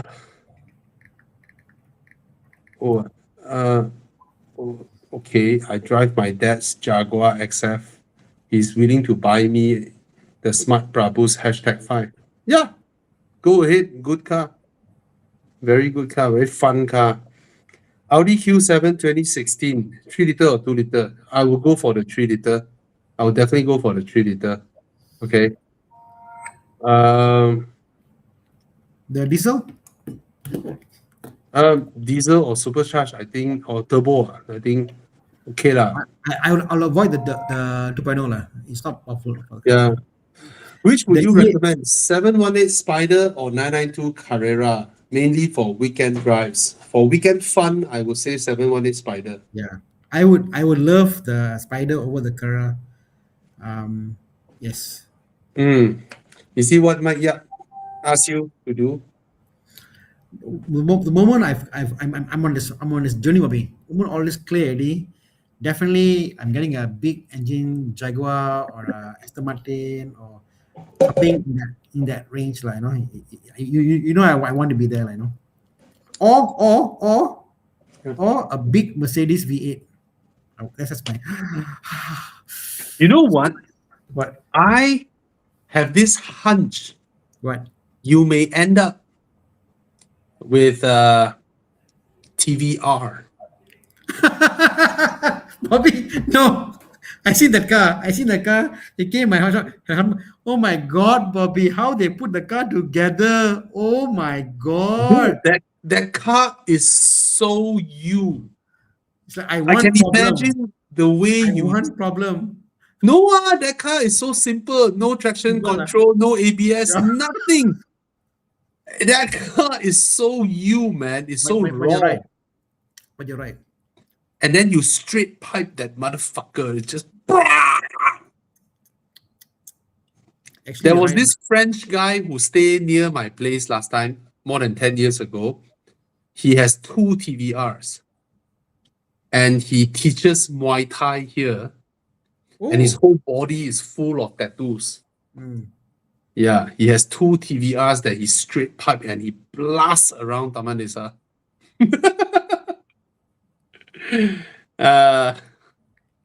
RCF is not Tanah. RCF is too mild for Tanah. No lah. RCF for Tanah is like, it's like Tanah go camping and then you serve him a creme brulee, you know? No, that's not Tanah enough. Tanah is proper hardcore. The TVR, I saw the fittings, how they put the clamp.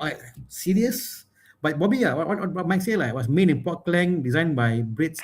Kepong or Port Klang, somewhere there, like, no, somewhere there. Oh my God, how they put the car together. I was like, serious. Bobby, no heat shield. I told the guy, like, hey, this will melt. This fuel line is here. The fuel line is here. I know it's here. Confirm will catch fire. Say, bro, please, I beg you, do this thing. I was talking to him half an hour. He's like, he was scared already. I think I'll drive home and park it. I don't go out very far. Yeah. Yeah. Ooh. Okay, I'll answer some questions. And why this one? Sean PX3PI. G12 is always worth buying. G12, whether you buy the 2 liter or 3 liter, is worth buying. It's so nice, lah. Yeah, so nice. So It's nice, bro. such 100K a buy. good buy now. And a 100K, a 3.0 is such a good deal, man. Even the 2 liter is fast. Even the 2 liter in this car is fast enough. Yeah. So I don't mind the 2 liter also. So it's Bobby said, bad. Mike Huh? said he was there when they made the TVR. Mike, salute on Mike. Salute lah. I mean the salute lah. Okay. Wait. Let me show this question. I need a 6 or 7 seater between the CX-9, X5, Kia Carnival. Which one would you pick in terms of comfort? I myself would pick the Kia Carnival. I freaking love this car. Okay, I love the Kia Carnival. I think it's a fantastic car. Of course, Velfart is a very safe choice. But the difference is, when you drive both, let's say a similar price Alphard, it's not the current Alphard lah, and the Kia Carnival, you drive both, you fly over a speed bump. The difference will show. The Kia Carnival is on a platform that is halfway between an SUV and an MPV, and you can actually fly over a speed bump. All right. Alphard is a sedan platform that has been stretched up and side and front and back. So it's a different thing, very different thing. Of course, the Alphard Vellfire has a very nice ride quality, which the Kia Carnival has as well. CX-9, to be honest, it is a 5+2. It is not a real 7-seater. It is a 5+2. X5, that's not to say. I mean, I saw X5s with another 2 rear seats at the back. Those seats are tiny lah. So it's also a 5+2, a worse 5+2 than the CX-9. So amongst your choice, I will help you to pick the Kia Carnival, which I think is fantastic. And diesel prices have come back down. I had a conversation with my wife the other day, because every time I test drive an MPV, my kids will beg me to buy an MPV. It's like, Daddy, please, can you keep this car? Can you buy this car? How much is this car? How much more you need? How much can you sell this car for, so that we can get this car? Then I had a conversation with my wife. I said, the best thing I would do for them is a Kia Carnival. I will never buy something like a GWM, Zeekr 009, and whatever for my kids at this age, because if they sat in one of these, they will not be willing to sit in a Rolls Royce, right? Because I'll be driving, my wife will be sitting next to me, the 2 buggers will be behind in that freaking spaceship, zero gravity shit, just lying down there watching their phone. I look at them also, I piss off. I tell you, man, I will not let them enjoy this much. It's just the same thing that I told my wife. I will never buy a computer desk, shove it inside my son's room, and set up a full gaming multi-screen CPU for him to enjoy his games. No way. You want that when you start working, 20+-year-old, you buy yourself, you put it in your own room when you are a grown adult. I will never let them enjoy that at this age with my money. No way. Yeah. So if they are successful enough, next time they can hire a driver, then they can sit behind in their whatever Velfarts, 2030 or 2035 Velfart. Then it's your money by all means, okay? Yeah. But no, they cannot enjoy that at this juncture, because that's the ultimate already. Nothing will satisfy you once you sit in the second row of an Alphard Vellfire or a Zeekr or whatever. Yeah. How much more you need? You work part-time job after school. Yeah, man. Yeah. So I cannot let them have the ultimate form of mobility. You know what I hate the most, Bobby? Yep. I hate when car manufacturers or any cars, they make you install this TV screen in front. You play. Then they put screen in the back. So they watch the screen movie in the back. And they're playing here also. I'm driving the car. Got movie playing here. Bada boom, action movie. Then I see here, they're watching. You know, always tell me, I'm like, they're watching. I hate that feeling. I'm driving the car, I can hear the movie running. Wow, I'm like, what the hell, man? Why am I doing this? I hate that. Yeah. Yeah. It's so degrading to the father figure. I Right? work hard, I must drive you, and Exactly. here's the big thing. Exactly. And then You when I want ask you, hey, what mm. happened? What happened? Pa, don't disturb me. I'm watching movie. Someone I get angry. Yeah, work out. Yeah. So yeah.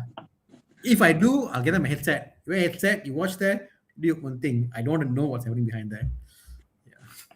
Yeah. Come. Extra 2 seats for occasional use.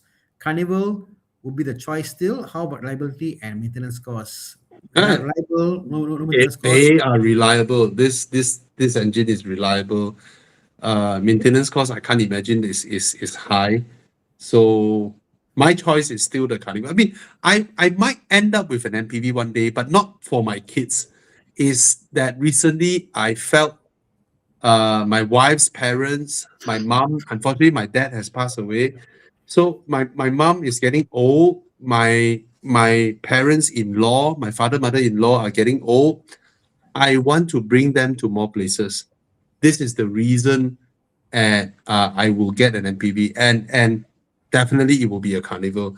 And if I get an MPV, my kids don't get to sit in the second row. It will be for my father, mother-in-law, and they are chucked to the back seats. Yeah. The yeah, yeah. So I like your sense of I've seen families where the kids sit in the middle row and the grandparents go to the back.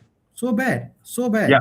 For me, no way, no way, no way the kids can enjoy the second row. I'll throw them to the back. Yeah. Yeah. Always. Funny, my Okay. kids want to go in the back because I got 3 kids, ma. Yeah. So the one will fight, I want to go. So I don't want to see you. So they get the one row by themselves, like, I can sleep, I can do whatever they want at third row. Ah, So it's the opposite. So, yeah. apa lagi? Got questions? Oh, a lot of One questions. guy asked BOE, get the newest possible and get for COE has better reliability compared to the T3OE across the generation. So if you want to get the 53OE Yeah.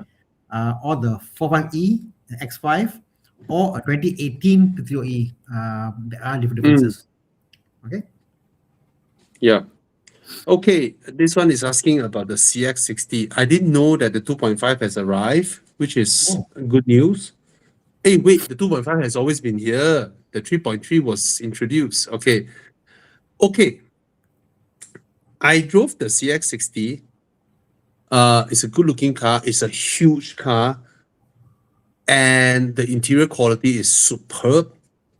But I somehow felt the second row is very tight for the size of the car. I cannot find the second row being in terms of leg room. I know the car is definitely wider than the CX5. It's a lot wider than the CX5, but a width of the car do much less than leg room. Okay, leg room is the one that makes you feel comfortable in the rear seats. So I'm actually disappointed with the leg room of the CX60. So if you park the CX60, say for example, next to a Tucson or a Kia Sportage, and then you go in and out of the rear seats. Okay, quality-wise, the CX60 is top-notch, okay, interior quality.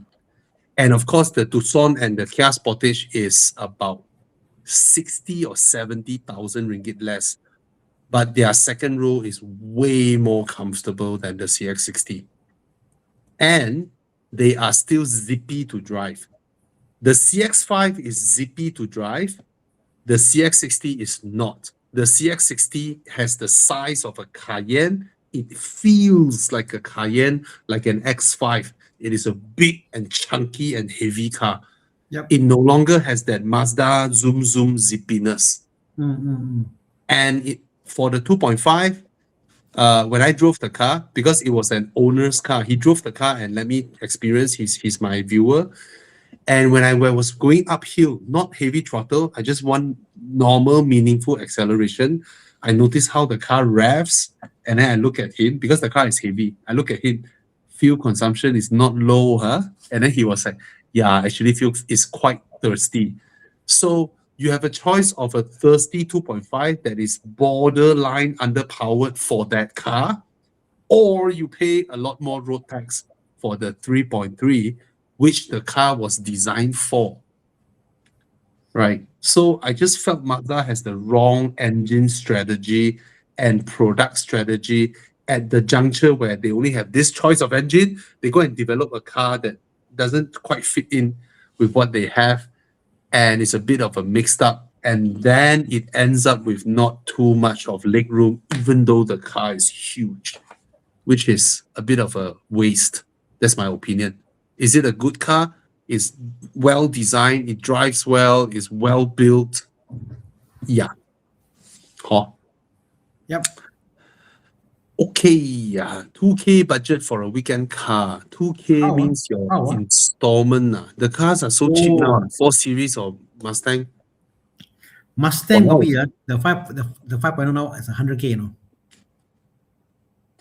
Yeah. The 5.0 is 100K now. Can you believe? 4 Series is a nicer car to drive, lah. Put it simple. Oh, okay. This one, he said his CX5. CX8 is different. CX8 is not the CX60. When you drive the CX8, you will feel that it is still zippy to drive. CX60 is not. It feels legit heavy. Oh. How come? Mm. Yeah, CX5 and 8 is more closer linked. Yeah, they're zippy. Okay, maintenance on a 520i or 530i. After What is 5, his what question is what? How much This to save? No need lah. The car is reliable lah. Yeah. You don't need to save up for, it won't cost you a bomb, honestly. It won't cost you a bomb. The current generation BMWs, they are actually pretty reliable. And I think per year at max, I'm gauging per year, average out, maximum 5K. Max. That's max. 5K, I would say. No lah, but if you talk about Put aside engine oil change. Put aside engine oil change. brakes, Like you save like up normal for exclude surprises. brakes. Yeah, but you don't change your brake pads every year, ma. Oh, Every other year, no? I would say that's okay already. 5K a year is totally okay. Okay.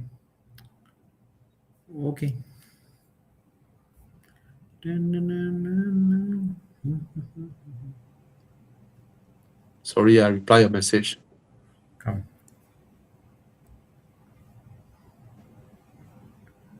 Okay, simple again. Wow, his daily is a Myvi, this guy. Once again, GR86 as a pure weekend car. Most could have an idle all time.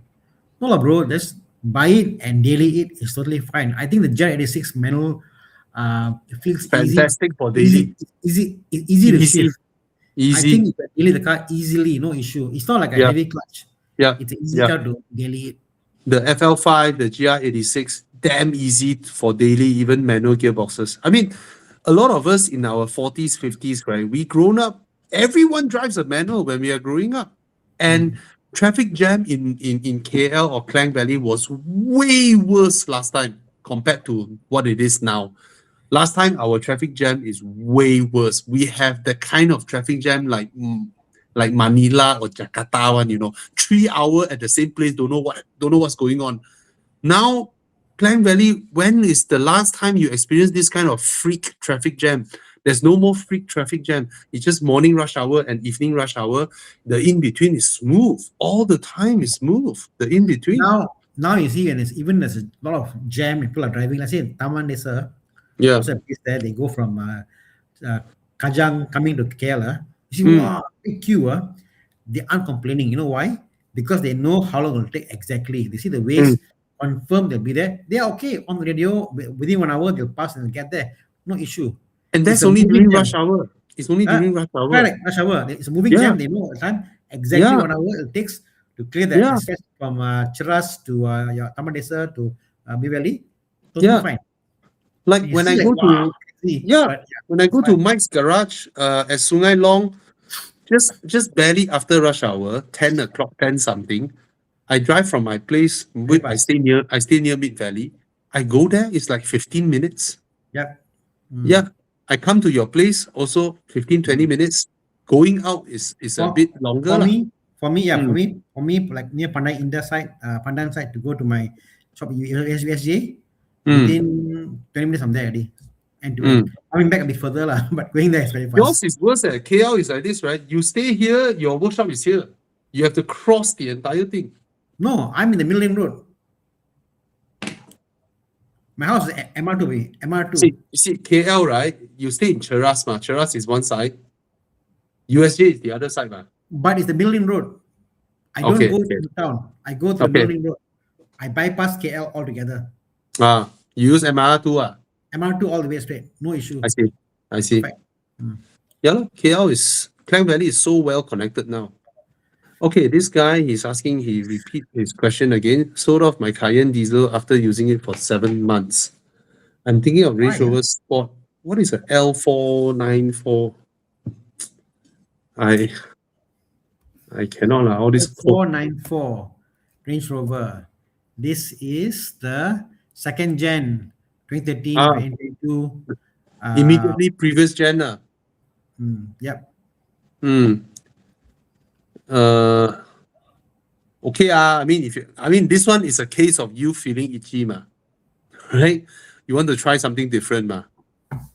And it's a nice car. It won't corner like your Cayenne. It will not corner like your Cayenne, but your interior perceived quality is very nice. Range Rover interiors are very nice. Especially the previous ones. The new ones, they cost cut a bit. So go ahead, but it will not corner like your Cayenne. No? And if it is a Range Rover Sport, I think this is a Range Rover Sport, right? You don't get a lot of room for the size of the car also. The car is huge, but same case as what we were talking about just now in the CX-60. Outside is huge, but inside is like, where's the room? Where's the room? Yeah, the Vela is more spacious. Yeah, than this one. For questions like these, thank you for giving a little bit of a background, but it is better if you have a budget and then tell us what are your few options, then we help you narrow your options, just like this one. Macan 2021 or a NX 350 or a GLB 35. Okay, all unregistered because you want to bring forward a number plate. So which one would you pick, Dana? All cars here are not bad. GLB is funky. It's a different shape. Quite interesting. Look-wise, It's one segment smaller, ma. smaller. NX350, I think, is a bit bigger. Macan is tight in the rear. Macan is obviously it's a Porsche, I know, with a Volkswagen engine. Yeah, two cars are exciting here. Now the GLB is exciting. The Macan has proper handling. The NX 350 is the most practical, reliable, most logic choice here lah. Yeah, I think you've answered the question. Like he might decide what do you want. You want exciting like a Macan, you want a safe choice like an NX, or you want something looks different, funky, unique. A GLB. GLB has got the mini G-Wagon feel to this when you go out there. So some people actually like that, Some don't like it. Like, why so weird looking? They like the GLC. I like GLB. I think I like the design as well. Yeah, I like the design as well. Yeah. Because in a sea of Mercedes, like this one, wow, GLB is so refreshing. So it's what you want to give for your wife, for yourself, for your mother, for your parents. What is it for? For a weekend car. Yeah. You got to decide what you want and then go forward. Yeah. So ask yourself, if the Macan has a Volkswagen badge, will you still like it that much? Right? I mean, it's a good looking car, but there are so many Macans out there already. So sometimes we get we take it for granted. It's like, makan yeah, but at the end, it's still a nice to drive car, you know. So the most practical choice here is the NX. None of these cars are bad choices, I would say. Oh, for wife, she wants an SUV. For wife, get the Macan. Just get the Macan for your wife. She will love you. Okay, for woman, brand is very important. So get the Macan. She will like the Macan the most. Yeah. Oh.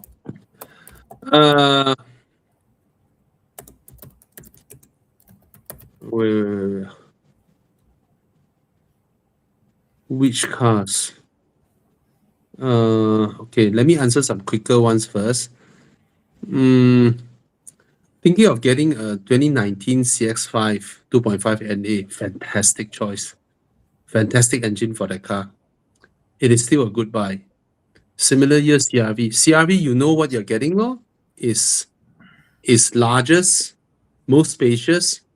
It's not as nice to drive as the CX-5, but Honda don't drive bad either. But CX-5 has intuitive handling, and the 2.5 just sounds amazing. Okay, so for me, I will pick the CX-5 over the CRV lah. But I understand the CRV's practicality. Okay, Tana, this one you may be able to answer better than me. 2016 Jaguar XF SV6 supercharged. I've What are driven your the thoughts? V8, V6, but I had never seen one or driven one. Fantastic engine though. Yeah, fantastic. It's the same lah. Basically, they took out the 2 cylinders and made it a V6 lah, you know. Yeah. So, I quite like the XF actually for the 2016 one. Chiang, can you find and see how much are they now? It is spacious. It is damn nice to drive. In fact, I think the handling of the XF is better than the XE. Everyone is chiming about the XE. The problem with the XE is that because it's very short wheelbase, right? yeah. It's very busy, very busy ride. Whereas the XF has a much longer wheelbase, is genuinely comfortable, and it drives beautiful. Yeah. So, yeah. Oh, yeah, this is the old. Wait. Second gen. 2016 is this, man? Second gen. Wait, what about the second gen? The second gen is This is first gen. Yeah. this is first gen. 2016 still that one, man? Chiang, try and find 2017 or something. I think when is the second gen being introduced? Oh, don't have Jaguar XF. Don't type the S, just type Jaguar XF. XF. Yeah. What I was describing just now is the second gen, not the first gen. All that you are showing just now is the first gen and the first gen facelift.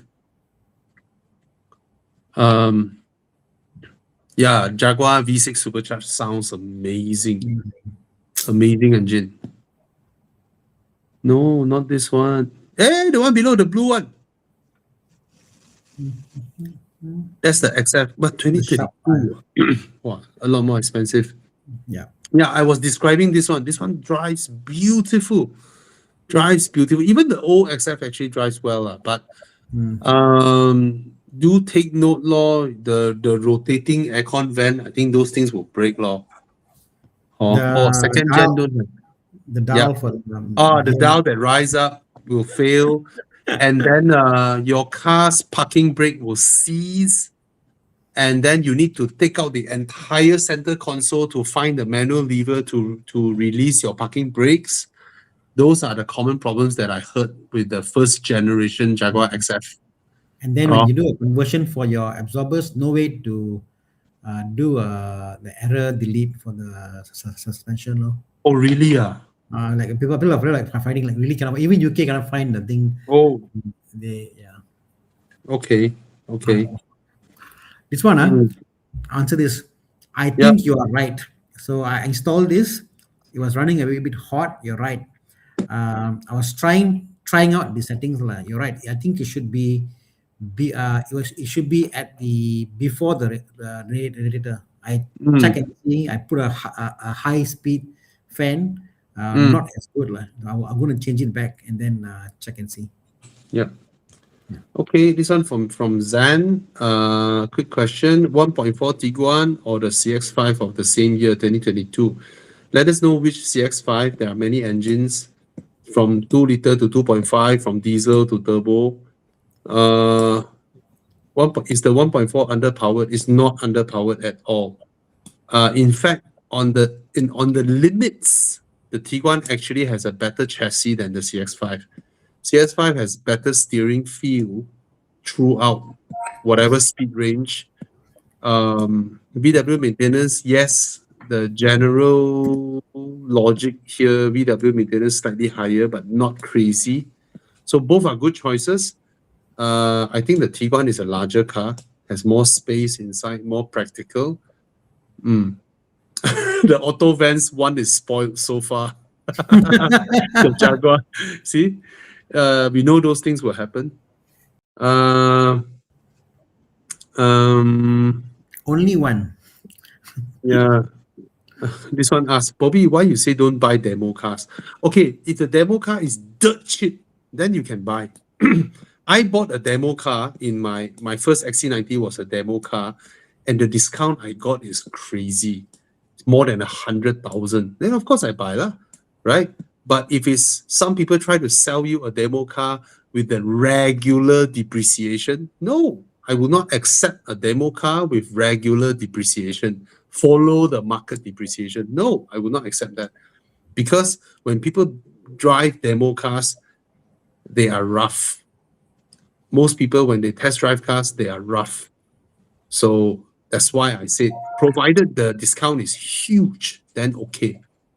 2022 330i, is it reliable? Yes. 200K, still so high? 4-year-old 330i, I don't believe. No way. If your budget is 200K-ish, I think you go for the M340i. Okay? But for 330i, I don't think they are still 200K.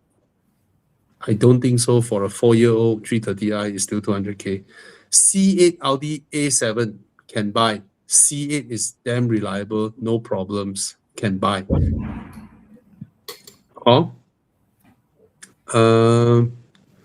This guy was asking, so other than the Kia Carnival, is the Alphard Recon still a good option? They are always a good option.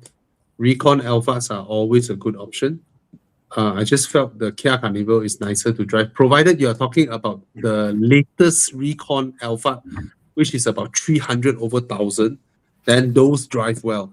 The current generation Alphard Vellfire actually handles really well. But if it is just one gen before this, they don't drive as well as the Kia Carnival. Currently driving a CX-5 2.5 NA, 300K budget. Wow, that's a very good budget. Any recommendation with similar drive and handling? A good choice is 300K. Unfortunately, a good choice is BMW. Unfortunately, the latest X3, very hard to love that car lah. Maybe you spend Drives well. It drives well. It drives really well, but the interior build takes a mother to love lah. That kind of interior quality. Any other choice for 300K? Maybe something different. Maybe you can try a Toyota Crown. Then you are upgrading to a car that is much more comfortable, has the kind of ride height, and fits your budget, 300K. And interior build quality is also really good because it's a Crown. So maybe you can consider that. Basically a sidestep, because I felt the new X3, right? Interior room is quite tight. Yeah, interior quality, plastic. Oh, Q7 is a proper upgrade. Yeah, 300K, you go to a Audi dealer, they will offer it to you at 300K. They can give you discounts. The Audi Q7, fantastic drive, fantastic handling, great interior room. RX 350 can get or not 300K? If you can get for 300K. The Q8. Sorry? The Q8. Q8. Q8, I think should be able to get 300K easily, can get a Q8 lah. Mm. Q8, yeah, you can try a Q8 as well. Q7 as well, and then RX 350, if you can get one for 300K, is also a good car. Damn nice. Oh, so go ahead. A lot of upgrade paths for you. What car to recommend a lady 60+ year old? Can you tell me your budget? Please tell me your budget. Like a Zeekr X beats the EX30 easy. Zeekr X is, even though both are the same platform, Zeekr X feels like it's 200K more expensive inside. Okay, so X3M, yes. Your Mr. CX5, your 300K budget can help you get a BMW X3M. Nothing handles like that. Makan also eat dirt compared to the X3M. Okay, so Audi Q8, Bobby, 2020 is 200K. yeah, but it's not a handling car because it's big and heavy. Yeah. Q7 same thing lah. Yeah. But it's nice for 200K. It's nice for a Q8 or a Q7. It looks like ringgit. The Q8. It's basically a Lamborghini Urus. Okay, this one Tana can help you. Yeah. So the B10 I go diesel washroom. is the issue is it might clog up the filter. I think it absorbs water more. And some people say must put a kit to filter out your B10.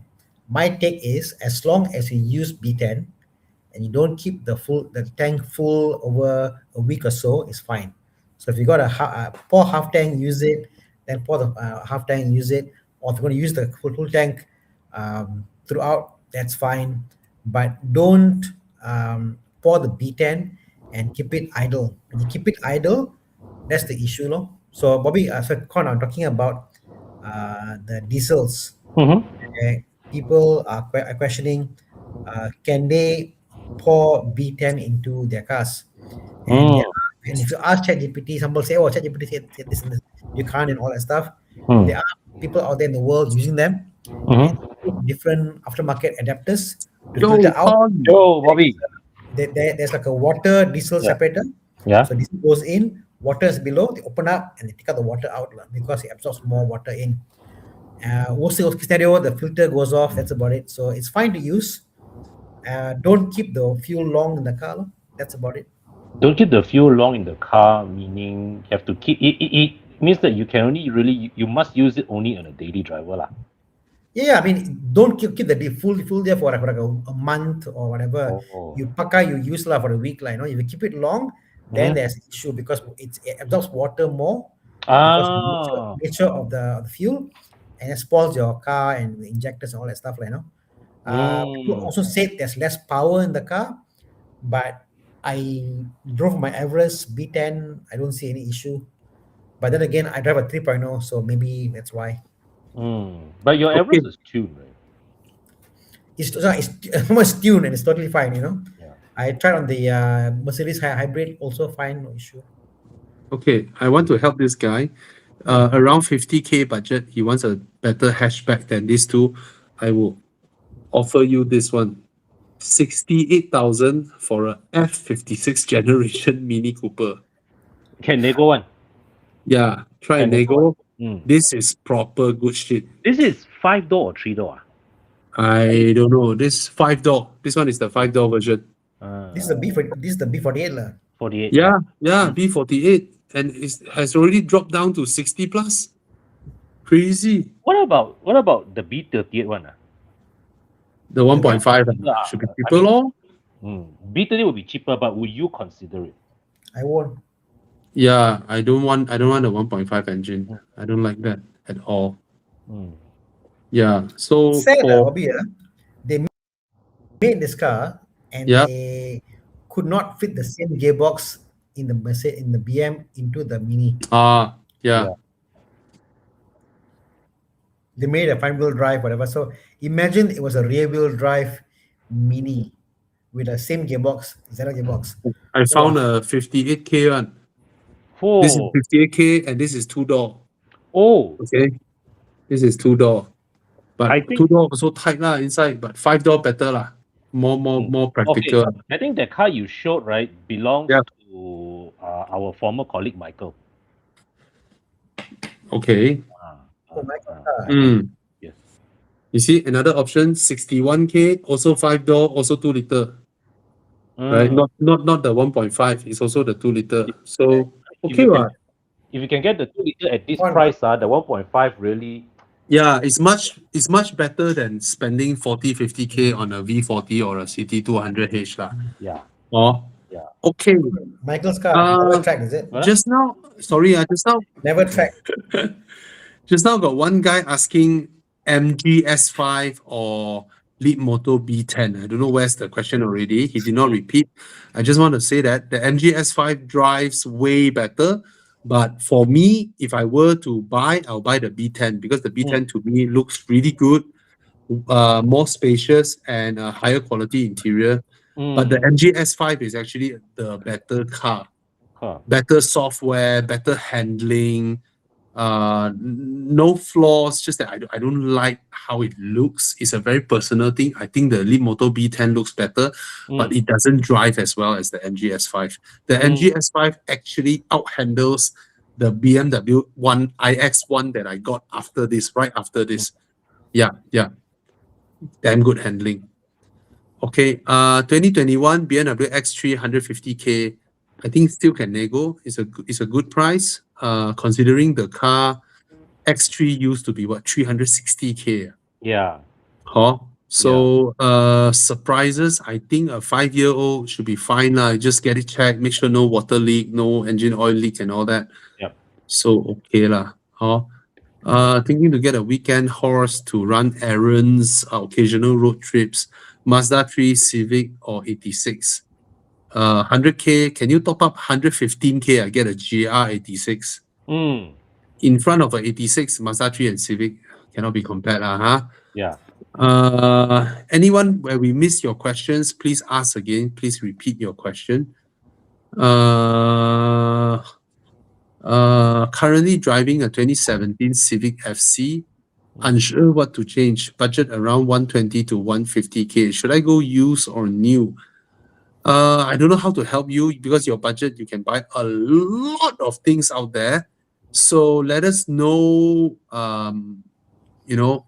what could be your choice. 150K, you can get a BMW 3 Series, current generation. Yeah. You can also get a 5 Series. Okay, maintenance is not crazy. Okay. This guy asked a lot on the XFR. Yeah. Go for it. The fighter supercharge. I think the parts that are expensive on the car. A lot of them can buy China stuff because Jaguar was very popular in China. Valve covers, all that stuff. The one thing which I find very painful to buy for the car is the vacuum hoses. Like a piece of vacuum hose that goes there, hard plastic, 1,002, 1,001. So that's the only thing I find crazy. But it is one of those things. It's a hot engine. Those things do fail, but the engine itself is reliable. Yeah. Good car. Okay, this guy, 2019 5 Series, 135K, or a 2021 3 Series long wheelbase, 138K. Why so much? Why the car so much? 135? Isn't it high? Don't know. I mean, maybe that's what he found because he said the mileage is only 50K.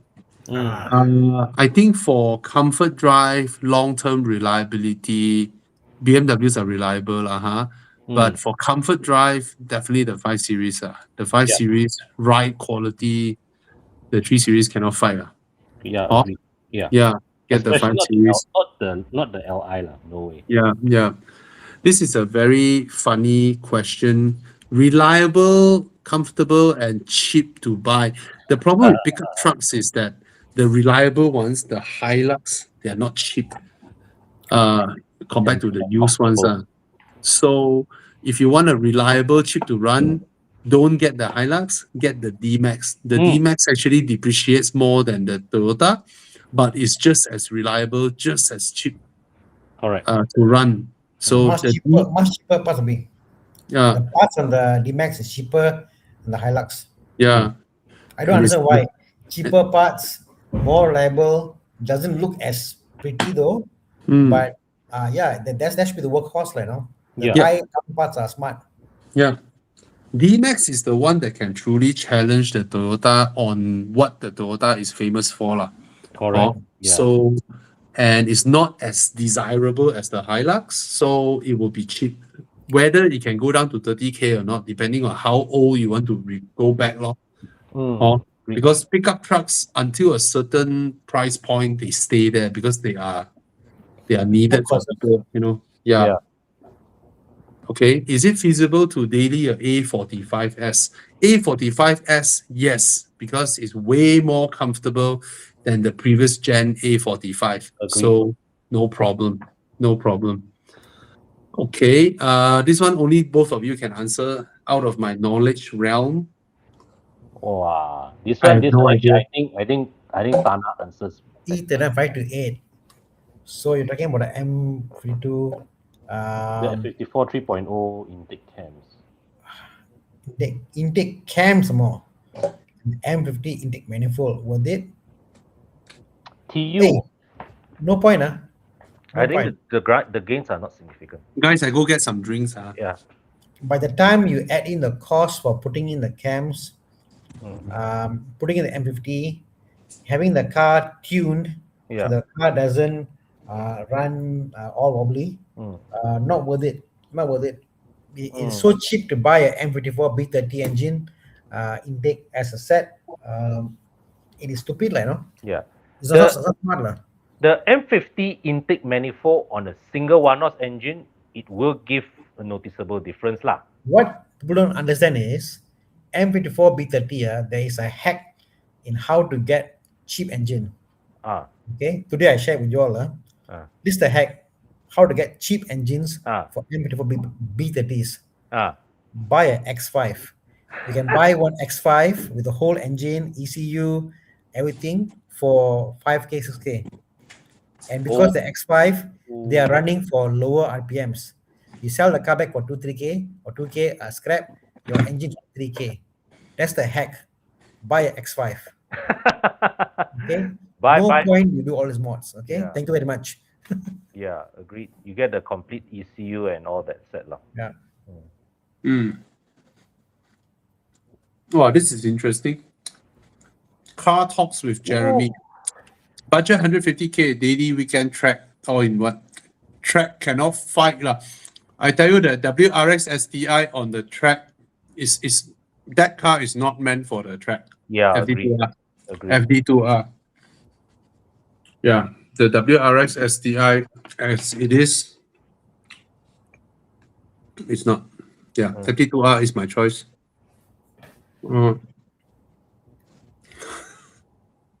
Is that interesting? Why? Claim never to have gone to track is Claim only ma. claim. I mean, whether go or not. But it's worse. The fact never go to the track, that means he go to Lenjan at Genting every weekend. Never Even worse. not properly seasoned. No, I'll top up my budget to about 120 and get the GR86. No point getting this, huh? Okay.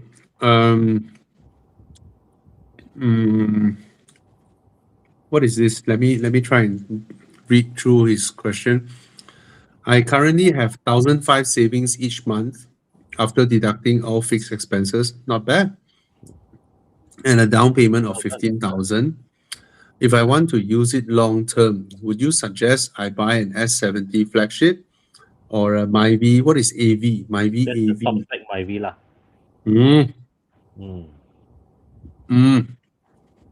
You want a car long term in Malaysia? Myvi will give you fantastic resale or reliable. Your perceived reliability is there because Myvi uses Mhm. 20-year-old Toyota technology, Correct. which means they are reliable, Yeah. you know, Yeah. and yeah, lor. But If that serves your yeah, purpose, yeah. I'm just curious, right? Because right now a Mm. brand new Myvi is 60,000. mm. What is the newest used Myvi that you can get for 40,000? I think Myvi, you can easily get the current generation Myvi for 40,000. Yeah, lah. I'm just curious. What is the newest? How new? How many? In terms of year, But for right? people like us, 40K will buy a 5-year-old Subaru Forester. All right. Yeah. Yeah. Right? Yeah. True. Hmm. But what lah? You're probably a similar age though. The problem with the Myvi versus a car like a S70 flagship is that, let's say your parents and one auntie coming back from their trip from Vietnam, Yeah. where you gonna pick them up with your Myvi? 3 of them sit in your car, your boat cannot fit all the luggages already, True. where the S70 maybe can. So that is one thing lah. Nowadays people take Grab and all that lah. Yeah. So For me, it's the S70 lah. It's just a newer platform, newer car, better space, better interior, yeah. better look all around. Yeah. Yeah lor. Oh, someone say get a used Corolla. Yeah, or a used Camry. Go ahead. This is a long question to answer, but I will try my best. So, now, personally, I will put these MPVs into 2 camps. Okay, on each extreme, this is the I'll mix EVs and petrol all together lah. On this end, you have the 009, which is absolute pursuit of comfort. On this end, a bit of irony here, nice to drive, like actually fun, like so high can corner, like wow, fun. It's the Alpha Vellfire. Okay, the GWM Way G9 is somewhere here. Okay, it is heavy, not the chuckable type of handling, but comfortable. And then you have the GAC M8 somewhere here. The GAC M8 is actually very near to the Alpha Vellfire in terms of fun. Very poor soundproofing in the GAC M8 compared to the Way G9. In terms of value proposition, power, comfort, specs, blah, blah, and all that, right? Very few can beat the Way G9. But of course, I do not know why my test drive session from GWM is only 2 days. So my suspicion is because it's only 2 days, the batteries never get depleted. So before I deplete the battery, I need to return the car already.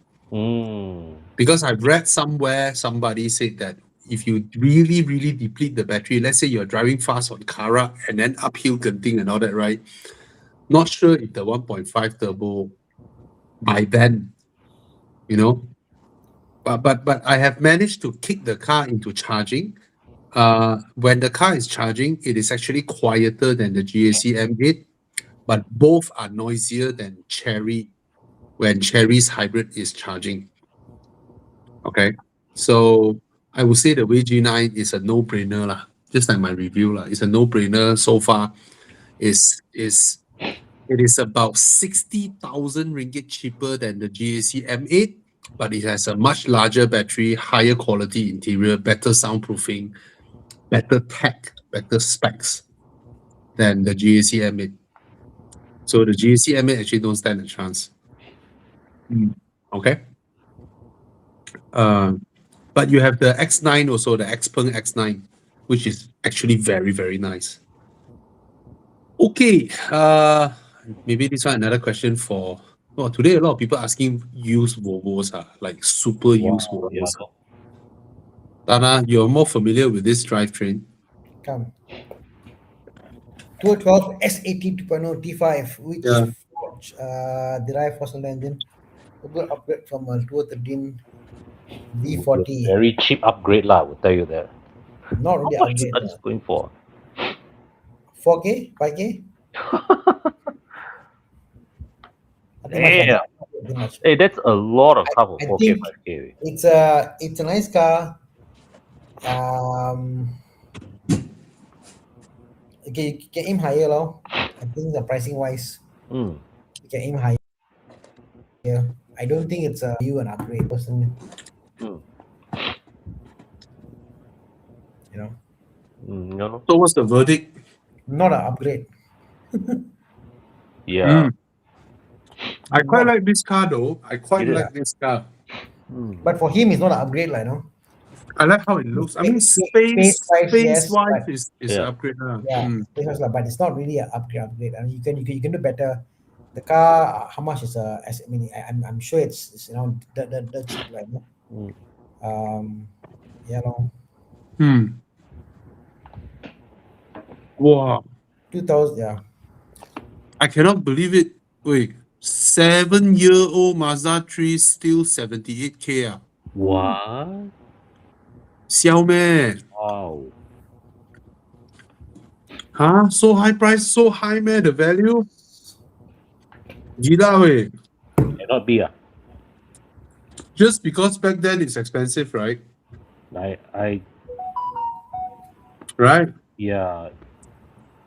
It's would Because you Mazda pay- has dropped the price of this car by almost what, 60 grand, 50 yeah, you grand. can buy the brand new Mazda 3, I mean 1.5 for 110. Yeah. But it's a 1.5, but that's it's still the same shell. Yahweh, I will not pay 80,000 for a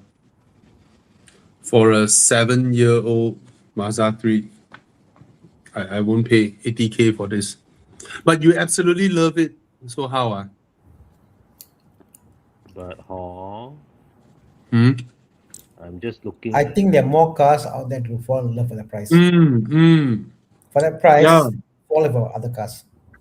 7-year-old. We That's don't deny it looks good, but you must find for 80K, what car can you fall in love with? So let's think about this, like, no. Yeah. 2019 G30, big comparison, okay? How much compared to this? Would you love that more or not? A 3 Series. I will challenge his love for Mazda 3 now. I will challenge his love for the Mazda 3 now. IS or yeah. How 70,000+. This is older. This is 2015. But it's a Lexus only 4 years IS. older. Yeah. And it's a Lexus IS. No brainer. This is worth 70,000 for its age, for what it is. Oh, this is Okay. this is a bargain at 78,000, man. Yeah. This is a lot of car. Yeah. Your power, your space, your interior quality, all different level. Yeah. Oh, Yeah. I would pay 70+ for this. I just looked at listings. So amazingly, they are starting at 69,000, for a 2019 Mazda 3, the new current gen. So there must be. I mean, he must have come across one that's legitly listed at 78 lah. Yeah. Yeah. Practicality. It looks nice, but when you use it, you're like, I wish I go makan with my friends during lunchtime. I got more space. I wish. Yeah. I wish. Well, he would be having the same kind of thing with the Lexus lah, but at least he's crying in the Lexus lah. Yeah. And then and then you have your soul red color there. You're like, I can't park here, I can't park there. You're always concerned when you park the car. So Yeah, man. Okay. I don't think this is a good choice for this price. Okay, this is let me look at this question. Arteon 2020. Okay, coming from a Civic FC, Arteon or 5 Series or E300 or ES250, all are good cars. Yeah. The ES250 is the least headache of these four lah, right? But yeah, point a gun at us. I think 3 hours would choose the 5 Series. Arteon is also a good choice. Yeah. Yeah. For me, the Arteon is also a very good choice. The 213, Exciting, fun. Sorry? the 213. Yeah, not bad also. Not bad lah. Yeah, all are good choices. You buy either one, you are making the right choice. Yeah. Yeah. The Huh? 213 looks proper modern, no? The 213 to me looks better than the current. The 213 E-Class. depends though. I think the 213 looks better before they facelifted it. Oh, yeah. Yeah. 2017 is the pre-facelift. Yeah, the pre-ma. Mm. Oh yeah, 2017 pre-facelift, yeah. So I think for the one of the better looking E-Class in modern times is the 213. Yeah. 213, I think. No, 213. Anyway, moving on.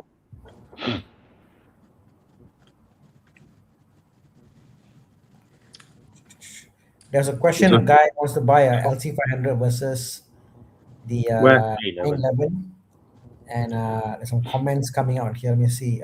Here we are. I can't decide between wanting to buy a 2023 LC500 or a 2019 991 GTS. The comments are interesting. LC500 maintenance cheaper than a Porsche. Which one makes you feel? LC500 road presence more than a Porsche. Okay. Another comment. What's the other comment? There's a few comments here. Yeah. I love the LC500, but I love the 991 and 911 GTS 2 reward car. So this is the thing. The 911 feels like a reward. Like you work very hard, come to a point like I earned this. Yep. Lance Wood says, buy the 911 in less than 2 years. We'll be looking for an LC500. Okay. All the comments about that particular thread. Bobby, what's your pick? LC500 or the 992?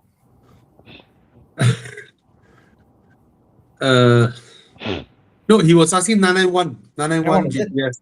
Okay, Yeah, sorry. 991. 991. I think you will pick the Porsche. Yeah, long, because I want to use the car. If I want to park the car and enjoy it and start and hear the sound, maybe I'll buy the LC500. If I want to use the car, I'll buy the 991. That's how I describe it. Usability wise, dailyable, 991 beats it lah. Can't compare. True. I like the sound, Yeah. the comfort. It's But the way sound more here, comfort. inside you can't hear much sound. Can a bit lah. Piped in like piped in and stuff like that. The Yeah. engineered sound like but I don't like how it drives. yeah. Yeah. It suits me now, but it will be nicer if it drives better lah. If it drives a little bit better, it's nicer lah.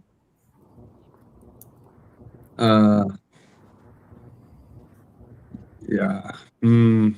Depending on what type of driver he is, lor. If he asks himself if you are the cruising type of driver, then probably the LC500 is okay.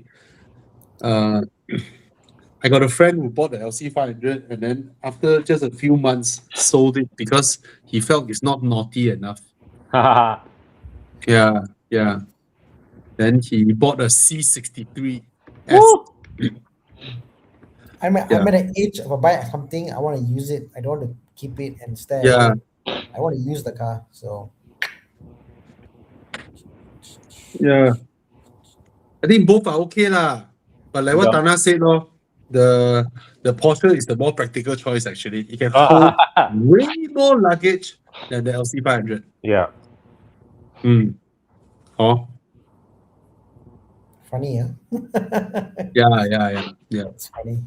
Hey, people underestimate how much luggage a 911 can hold. You know, one guy with the drive here, he bought Yeah. a 991 GT3, and Mm. then his wife go shopping. He put everything under the roll cage, probably. He put Yeah. here, he put there, he put said how much can stack up. He put stuff in because rear no seats, you know. Yeah. So yes, you'd be surprised how much stuff you can enter inside. Practical. Then his dry cloth towel hang on the roll cage, so you can do a lot of things. Mm. So he's asking any other suggestions. So the thing is, right? Okay, if we go to the LC500, suddenly you can compare the LC500 to a BMW 8 Series, right? Which drives infinitely better than the LC500, but is no longer special, right? And that makes the 911 shines like a, you know. So an 8 Series drives better than an LC500, but you cannot park an 8 Series next to a couple of Aventadors, 911s and all that, where the LC500 can. Yeah. Right? AMG S63 is fantastic, but the maintenance cost 100% is higher than two 911s. Okay. I can guarantee you this car's maintenance cost will be higher than two 911 plus an LC500. Okay. DB9 Volante is a bit too old in this contest. DB11 drives exactly like the LC500. Not very nice at high speeds. Okay. And that's what doesn't sound as good as the LC500. So yeah, you want a very usable coupe, the 911 it is, but the 911 is not as comfortable as the DB11, as the LC500, as the 8 Series. Okay. So I think I did not help you at all. But if you ask me, given the price point of the LC500 currently, I actually went into Muda and Carlist and looked at the LC500 more often than the 911. And if I were to be in your situation, I might have ended up with the LC500 first before the 911 because there is just too much. I'll use the word much, not many 911s out there for me. Oh, California. Yeah, you can actually afford a California or a Portofino probably. Yeah. You are in the 600K, maybe can get Portofino. Maybe. If there is one, you might be able to, or cannot, 1 million still a Portofino. But Ferrari, you are on a different maintenance regime. Ferrari, usually when they are 500-600K, they are cash buys. Yeah. Tana, will you get a Ferrari California or a 911? What 911? What the heck? Still can take loan away? What 911? Bro. What 911? 911 GTS or something. Bro, 2017 still can take loan. I'll go for the California lah. Wow. Yeah. Wow. Okay. Mr. Who Sabravenesh. 600K budget, get the Ferrari because it will not depreciate. And when you can still take loan on a Ferrari that will not depreciate, you hit jackpot. And Ferrari is a Ferrari, totally different thing. And for a 600K Ferrari, still can take loan, you hit jackpot already lah. You hit jackpot already lah. Okay. You need to take care of the car more than the LC500, definitely, but Ferrari engines are actually reliable. The California just service the roof lor. Ferrari service, I can buy a Myvi every year. Not exactly though. If your Ferrari don't kacau you, you are just paying road tax and engine oil change. You know, Then and they say I include my maintenance cost as road tax. Yes, you can buy my every year. but even the road tax of the California is a 3.9 engine. Correct. Not that bad. It's 3.9. Yeah, it's not a 6 liter or 5 liter, you know. So you'll be surprised one. Modern Ferraris are actually quite usable, you know, just that maybe sometimes the roof won't close. You need to reset the software. But other than that, I haven't heard much huge issues from them. And they don't depreciate. That is magic way. You own the car, you drive it a couple of years, you still can sell it like 500K. I mean, I don't mean 1 cent also don't depreciate lah, but then the LC500 is only 300 plus, half the price. But his budget is 500-600K ma. Oh, we max it out for him. Okay, so I think you have a good preview of what goes around your budget. I had this thought: save more, get a Roma. Yeah, why not? You can. Oh, Roma is genuinely fast compared to the California or Portofino. The Roma is actually supercar fast. At the end of the day, Z9 GT. Yeah. Pro and con between Veloz and Yaris Cross. What is the Veloz? What is Veloz? What the hell is a Toyota Veloz? It's the I have Toyota no idea. Dual Alza. Got such car, man? Yeah, Yes. Alza. It's a Pro Dual Alza wearing a Toyota badge. I almost want to ask what is how does the Alza look like now also? There you go. The same one? Why is the Veloz form factor like an Anza? This replaces the Anza, is it? No more. No, not Anza. Avanza. Is there Yeah. still an Avanza? Yes. No, there is no more Avanza already. Yeah lah. So they replaced replaced by that the Veloz. Yeah. Oh, so the Veloz is the Avanza lah. It's the new It's Avanza lah. front-wheel drive. Hey, this was taken by us. Remember that time we had the Chinese New Year dinner together? Lunch. Oh yeah. Oh, so the Veloz is the new Avanza. So the car is so basically Bobby drove and forgot about it. Yeah, forgettable lah. It's a bigger car lor. Yeah. Than the Yaris Cross lor. Yeah. Yaris Cross amongst new Toyotas, Yaris Cross surprisingly has a very, very, very rubbery steering. Very unlike modern Toyotas. You know, modern Toyotas, even the Innova drives well. Right? But the Yaris Cross steering is super rubbery. Ouch. Extremely rubbery. On slow speeds, you can pull the steering and you drive, right? You let go, right? The steering won't pull back. Oh. Yeah. It is that rubbery. Shit. Okay, just a stretch version. Yeah. Okay. Come on, 911, just another generic Porsche. Yeah. Blah. Okay, let's scroll. IS350 with a 3.5 engine. Ooh, My Champion. friend just bought one of these. champion. Yeah. What else can we answer? Not much. I think we have answered most of it. How about Levorg? Yeah, if you admire this car since you're in high school and it's affordable now, buy lo. Yeah. DNGA platform steering are very rubbery. Yeah, you're right, I think. Vios. Okay. Let's answer MHJJ question. This is a philosophical question. I've got a Vira 1.3. Any advice for me? I'm a newbie into cars. So my take on this is, if you're a newbie into cars, right, just drive this Vira and slowly find your way into what is the kind of cars that you really like. And don't crash because you will die. Yes. Vira is very, very soft. Yeah.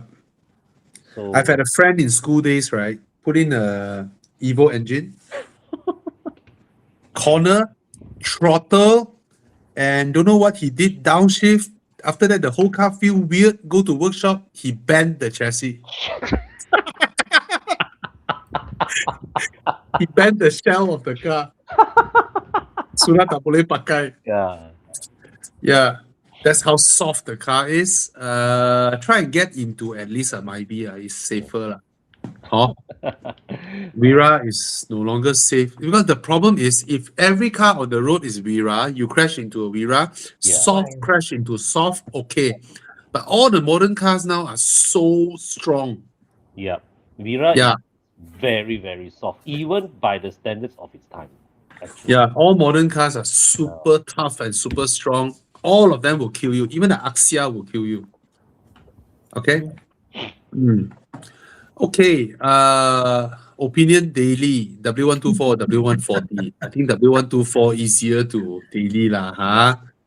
Okay. Okay. Let's go into Due West my car quickly Okay. and then Yeah, we lor. end it. It's 10 GLC o'clock 250 here, is a 11 good o'clock buy. in KL, right? Oh yeah, ho. Your time is what 10 o'clock. 10 here. only. Ah, okay. But I still woke up today at 5 o'clock. I've been driving 12 hours. Then I Oh, come here shit. straight. So what do you Thank you ultimately so do, Tana? much, Tana. He's in Thailand. What do you drive there? The Everest or the E39? Everest. Ah. The sensor, the radar sensor, I made a mistake lah. Should have put it before the radiator. Hey, Temperature I was thought high. I thought you drove your Porsche there.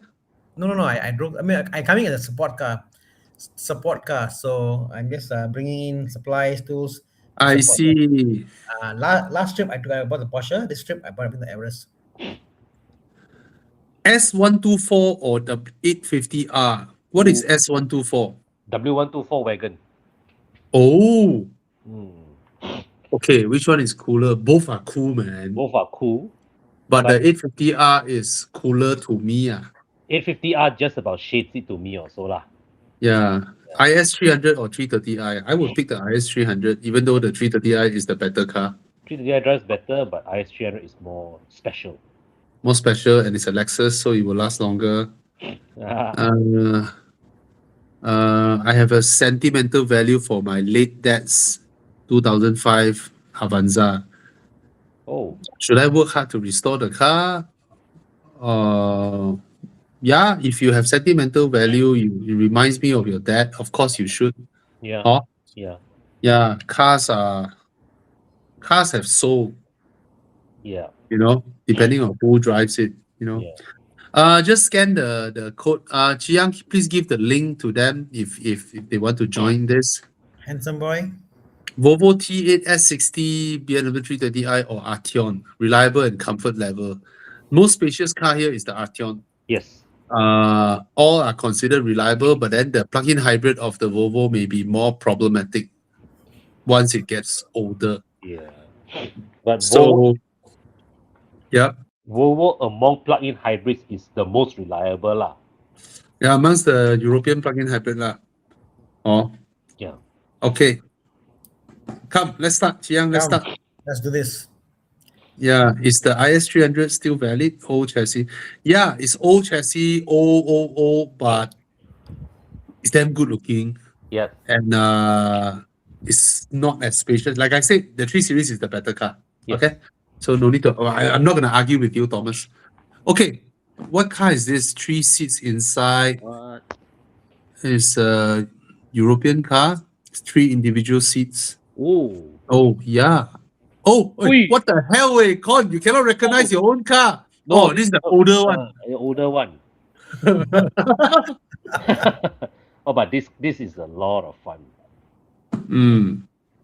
16K. But this generation, Con, Yeah. the third row is useless. Actually, mine also the third row is quite useless one. It's absolute useless. Yeah, It's like yeah. you choose between second row or third row. Who wants big room? It's more like you really buy this as a 5-seater, and if let's say Songam, right, that your in-laws come, right, you tell your kids now. You go sit at the back, yeah, mama. Yeah. So Yeah. it's like you want decent leg room for the second row, right? Third row, absolute no leg room. Yeah. It's Actually, damn weird. I have no idea why Ford made this car at all. They should Because- extend it by easily 20 cm would Oh, they have solve it. a lot of problem. It's called the Galaxy. Oh, They okay. have a bigger MPV that looks exactly like this with a proper third row. It's called the Galaxy. Galaxy, yeah. Yeah, that's how car makers try to con people. Yeah. Oh, back then, Yeah. Yeah. extend it a little bit, give it a different name, sell for a lot higher price. And the owner's manual, right? You would write there one Ford Galaxy / S Max. Mm. Okay, what's the next choice? Come, some French. Ooh. I think it's a French. Oh, it is a French. Oh. Peugeot. 5008. Okay, this one. Okay I'll lah. get the Um, Peugeot. My choice is clear lah. Yeah, you already picked the S-Max. You bought one. I think the 5008 may be slightly more reliable. Yeah. The Really, 508. Yeah. The 508 parts are easier to get, cheaper. Ford, this Ford, the Space also bigger. But I think the S Max try better. S-Max drives High-speed better for driving sure. is better. Yeah. But the Peugeot 508 is probably a more sensible choice, though. The S-Max once this DCT goes nuclear, right? Wow, you Yeah. headache, man, I tell you. Oh, Like okay. things like gearbox and all that stuff. A problem. All the BCM problem is what S Max. Yeah. You're gonna cost you a bomb. The Peugeot 508, you can probably get if the engine goes off, you can buy another car, different like a 308 or 48. So you something similar. see with this S-Max, there will be certain parts where, right, even if you have the bomb ready, is as in like you have the money ready, right? You have no part to put it in. Ouch. Yeah. Okay, so Peugeot should celebrate tonight. Yeah. In a rare turn of events, Yeah. Malaysians have chosen a Peugeot. Well, only Ford can make that happen.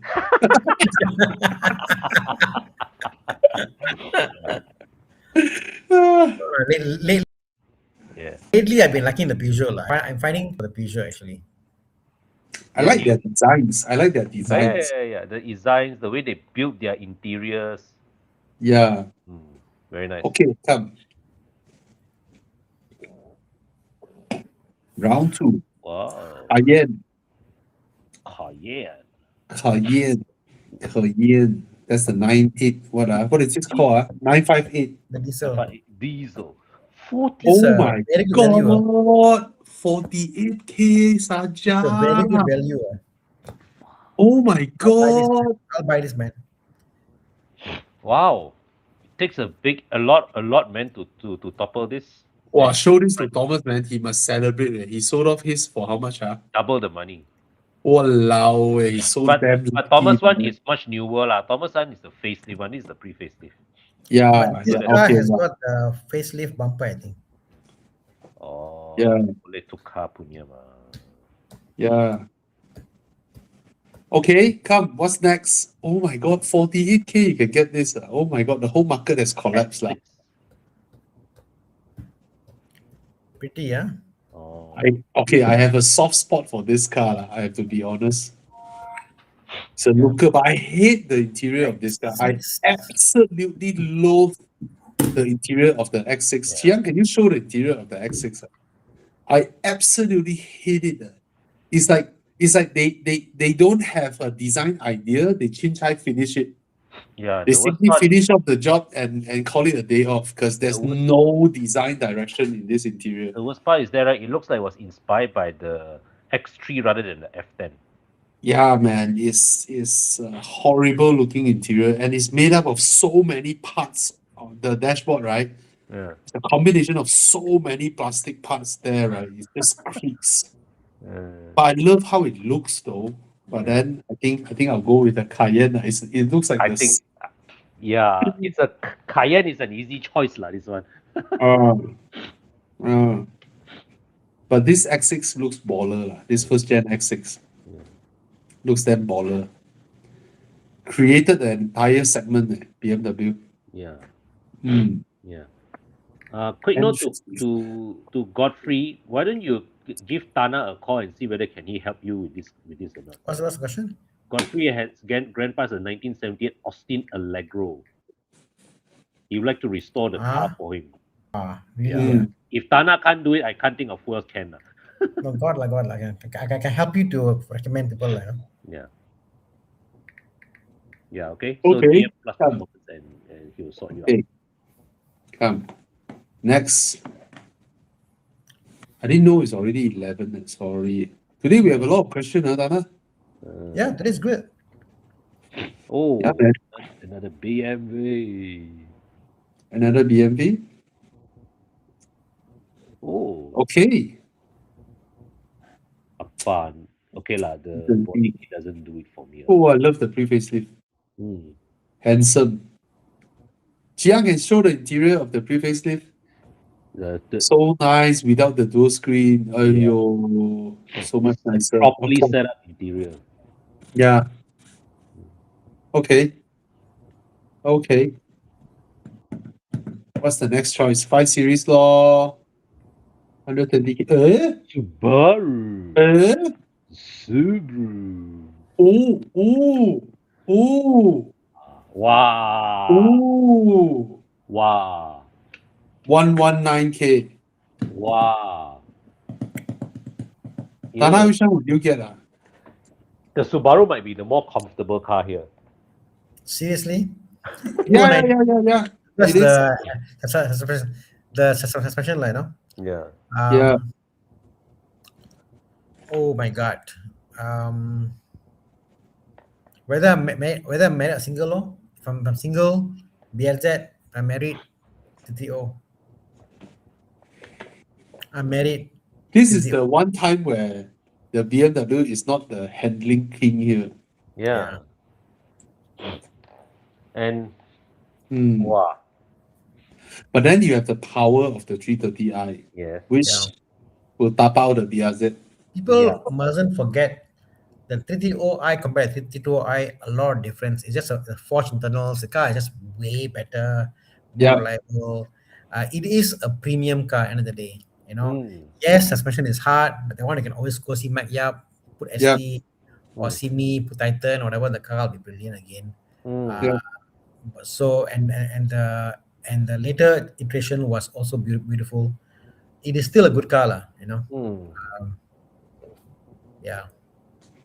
Yeah, lor, If you depends. push the car Depends hard on you. the thing, I think the T30 can tap out the BRZ easy. Yeah. Yeah. It's Easy. faster. It's faster, can corner, can all that stuff, but more engaging. Yeah, and looks good. Yeah, the BRZ looks good, but I got family or kids. I go when you go around T30 practical. The BRZ, you still can drive calm when you full throttle. The BM, you cannot. Yeah. Yeah, BM, I challenge you to full throttle and go lah. No It's way. actually very fast. Very This fast lah. 2 liter 3 series is faster than my 3 liter N55 6 series. Way faster. It's fast. I mean, Yeah. people talk about keyboard. On the keyboard they say, "Wow, T20 2.0 not enough lah. Must get 3.0." Bro, you Yeah. have no idea. B48 as is fast. You tune the car even fast. Yes. Car's crazy. Yeah. Yeah. Car's crazy. Yeah, lor. Okay lah. I think, yeah lah. The 330i is the better car lah. Exactly. See, CM Tan says, downpipe, stage 2, tap out. Yeah, it'll tap out so many cars lah. It'll tap out so many cars. It'll tap out It's easily. very fast. The B48 engine. And the power gains is so much, so easy. Yeah. Yeah. It's like just laughable. Like it's crazy. The Like, you know? B48 is a very over-engineered engine. Yeah. How I wish I have this engine even in my 6 series. Can Yep. be done one. Yeah. Okay, come Yeah, next. you're right. This is way faster. Yeah. People don't 330i. understand. They think it's the same engine. Not same engine. You're right. It's not. Absolutely right. It's Yeah. way faster. Way faster. Okay, we have a Bentley. A Bentley. Oh, lovely. Oh my god. Who spec this interior? Oh my god. A boat guy. Yeah. Exterior color quite nice, but the interior. Oh yo. What's the price now? 290. He wish lah, 290. He wish. Yeah, that's what I was thinking, huh? Can get me? Yeah, lor, cannot lah. Come, what's next? A Porsche. 911. Wait. cannot be similar price, right? Don't shock me, man. This is the 991, Hmm. 310. Wow. Hey, Tana, it's getting near already, 300K already. Okay, anybody open offer? Anybody got 9991? They want a convertible? I'm willing to trade my S. What? Suka. Any problem? I don't mind. I can trade with you and 991. So Mm. let me Yeah, know. my choice is clear lah. This one. If you come to this deal with Tana, right, your regret period is less than 1 minute. Tana, after 1 minute, Tana won't. Even 30 seconds. Bro, I regret. Cannot. Cannot. No, Deal. you say okay, they come my shop. The car already dismantled business already. Yeah, How? yeah. The car already dismantled. You want not the one? Even 30 seconds later. Bro, I think I don't want. Cannot deal already. Cannot. No, my cannot. plan is to get 991, do a Yeah. manual conversion. Nice. Yeah, a manual 991 NA, I think is beautiful. Oh, It's a hard top spider. Wow. Bobby, you have opened my eyes. What a thought. Hardtop spider. Wow. It becomes a hard top spider. Yeah. Yes. Oh, Yes. strikes. Okay. What's the who vote for which? Let's see. Wow. Everyone go with the Porsche. Yeah, lah. I think I'll go with the Porsche also lah. Yeah. I'm scared of Bentleys. Scared. If the Bentley was 100K, will you buy? Nope. Seriously, yeah. Yep. A 4-liter Audi drive engine. You still scared? Scared. You got one, wah? Scared. Why you scared? Scared of audio. You only have one, Bobby. You only have one. How Yeah. hard can it be? Hard.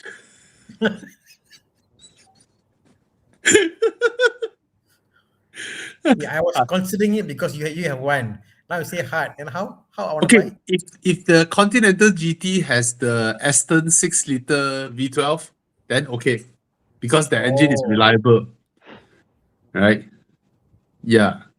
It's it's scary. It's scary. Yeah.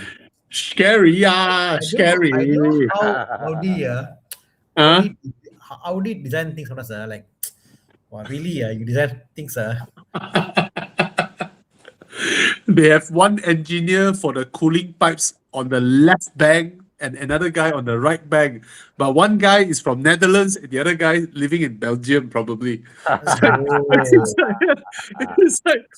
It's like the whole engine bay is put together by 200 people, you know. Yeah, so like you see the engine bay and the harness, it's like, how does anybody take out and put it back together? I don't know. Like the guy in charge of the electrical system don't like the guy in charge of the coolant pipe system, you know. So it's a bit like I don't know. Scared. Yeah. It's not an easy path, lah. Put it this way, lah. To run cars like the S-Class AMG S63, you know, or the Audi RS6. Or the new BMW M5 V8 twin turbo hybrid, all these cars, right? The German performance V8 turbocharged ones, they are not like even the Panamera turbo is scary also. So for me, it's like, oh, big engine. I want NA lah. NA for me lah. I'm done with it lah. yeah. I just want NA lah. Don't give me all this complication lah. You imagine the new M5 with plug-in hybrid some more. My God, what the fuck, way? It's like, not enough problems. I want problems. Give you more. Right, Tana, you look at you when you lower the bumper of the F10 M5, the moment you see all the pipes, all the hoses, all the things that run around the entire engine like a living organism like that, Yeah. then you're like, what the fuck is wrong with the Germans? And then you I look don't at the engine. understand, for example, even Right. don't go far. Even the B40, even the B40, see, look at the way it progresses. N52 he said, still keep mechanical pump. N53 electrical, or N55 electrical. Then he said, shit, we screw up mechanical. But let's add 5 or 6 more electrical pumps around the car. I'm like, why? Just have pump, go, cool, end of story, you know? I almost imagine this. Imagine you're standing next to the engineer. Why this hose runs from here all the way to here? And then he answer you, because the outlet is there. Okay. Then why you put the outlet there? Oh, because the pipe is there. Like even probably like even like Porsche, I mean all his cars like Yeah. there are things they've done, they're thinking it's better, or the user wants this, or they want the extra comfort, but the user given an option, they'll go for the simplicity, Yes. liability over maybe 1 decibel extra noise of the pump whizzing. You know, like I don't understand, like, you know. And then you look at the American V8 engine. It's so simple. Oh yeah. So, Simple. You look at the C8 Corvette, you pop open, you look at the engine bay behind. It's so simple. The whole thing is so simple. Why the hell and then the American one is more fuel efficient. Yes. Yeah, just that it's a bigger CC. Yeah. It's like why the heck? Americans can build a V8 that will fit in an MX-5. Just think about that. Yep. God. And it's only about 20-30 kg heavier than the MX-5 1.6. Correct. God. Yeah. It's the It's- LS engine. Yeah. Yeah. They make the best V8s. Yeah. I think V8 cannot challenge the Americans. V8s are generally smaller than the V6. Oh. Come on, think about this. Because if you look at all the V6s over here, Huh? they are not as tightly packed as the V8s. From what I've seen, like, you know, Yeah. right? The V6 are I think the way, the angle, whatever, it's not as tightly packed. The V8s Yeah. are more tightly packed, Mm. and somehow it's shorter. Mm. We saw that day one. We saw, I think, Asai, but even you were there. We had the V6s are wider. V6 are wider. right? remember we had the V6 diesel, we had the 3.0 diesel, the Cayenne, and then next to Corn, that side there we had the 645 Ci, the 4.4. Oh yes. The 4.4, so the 4.4 V8 engine is smaller than the 3.0 diesel. Oh really? V6, shorter, what? Oh. V8 It's a smaller. narrow angle V8 lah, right? If it's the Ferrari, the flat plane, then it will be bigger, Yeah. Yeah, correct. right? Yeah. So the guy asked me, if all the cars under your own care is meant for your own self only, will the RS6 be the first to sell? Can I answer? Can I answer Yes. what you sell first? Yeah. You sell the Porsche first. Am I right? I still have a hope to fix the car, but yeah, we'll see. But I get more how do I put this? How do I put this? The Porsche has its charm lah. When I drop the top, I can hear the engine sound and all that. The RS6 is more like my childhood dream achievement. Yeah. So I will try my very, very, very, very best to keep it as long as I can. Just like my Aston, and it's our family car. It's the one and only car that I own that can serve family duties. Currently, none of my other cars can serve family duties. Yeah. All right, and the 6 Series frequently punch above its weight because it's always there. It always starts. It's low fuel consumption. It's damn nice to drive. It is so reliable. Very often, we use the 6 Series for our family makan outing because the RS6 is in the workshop. So yeah lor. The 6 Series is brilliant. That car is, anyone looking at the 6 Series, right? The coupe now, I saw people selling 50 over 1,000. 59. Wow. Yes. I tell you guys, man, the F12 generation 6 Series 640i 3-liter turbo is so reliable. Yeah. It is so nice to drive. Interior is so high quality compared to modern BMWs, but the plastics will crack. Yeah, it's a fantastic car Yeah. to buy. bro, 59K. I saw. I was like, walao eh. Yeah.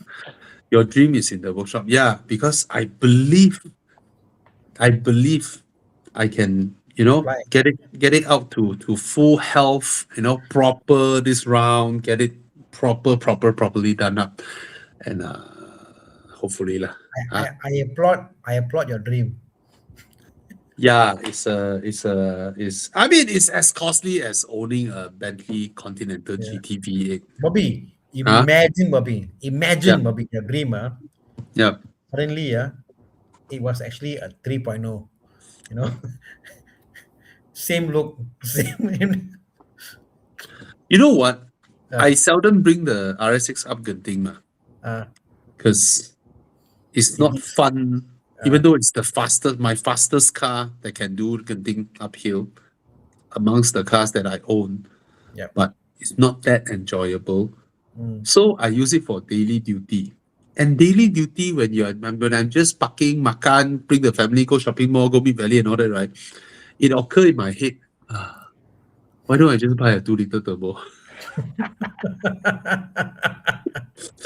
I don't need to deal with the 6,630 ringgit road tax. But the look is there, lah. The look is there, like Yeah. Yeah. I mean, Look it still mesmerizes me lah. How good that car looks, how well built the interior is, Yeah. and it still looks modern after all these years. When you look at an F10, same generation, my God, the F10 old like fuck, right? Yeah. So okay lah. I still love the car, but Yeah. yeah. Can I make maybe an observation? Yes. All the points that you said now, all the points earlier, you spoke only about how it looks, not about the engine and how fast it is. Well, it's fast if it's healthy enough for me to full throttle again without firing a check engine light at me. Yeah. But for the past 2-3 years, every time I full throttle, the check engine light will come on. Yeah, lor. Wow. So sell Porsche to fully restore RS6. Tell you not enough. To fully restore the car, I tell you, my RS6, right, over the past 6 years, right, the RS6 cost me more than the Aston plus the BM times 3. Wow. The car price, Maintenance. Oh, okay. Thank God. Yeah. Maybe more actually. Maybe times 4. Because honestly, the Aston don't catch out. The Aston, I mean, touch wood. Every time I say this, it would jinx myself. But the Aston really don't catch out. But Just the like the thing, BMW. Huh? actually, it's logic to assume your Aston will be the most reliable car because it's mechanically the simplest, and the engine is the least stressed. Yeah. It's the most sort of like the lowest power per displacement of your fleet. If Thomas had your V12, would it be the same? Every time red line. Wah, wah, wah. Maybe healthier also for the engine. Healthier. Wow. Yeah. Not sure lah. But the Aston is a car that you enjoy from 1,000 to 4,005 RPM. Maybe 5,000 lah. Yeah. After that, nothing much. Yeah. Yeah, Aston is not meant for you to ring all the way to the red line one. Yeah. The Audi has its charm, I mean, if you compare RS6 versus a Panamera Turbo, both are 4-liter V8. Yeah. I think most will pick the RS6. Oh yeah. Right? It's more. There's more character somehow to that car. Correct, yes. That sleeper mentality. Yeah. A damn good looking car, practical. Just maybe it's local mechanic. I don't know. Yeah. So, yeah lah. But the like car that. is running now, right? At least. The car was running, but when you need to check something, Audis lah. Whatever you need to check, you also need to dismantle everything lah. What do you? Right. So once you need to check something and dismantle everything, so it's not running. Yeah. Everything you do, you need to drop the bumper. What do you? Almost everything. At the front, Right. the front side lah. Yeah. Yeah. That time I need to change a small filter.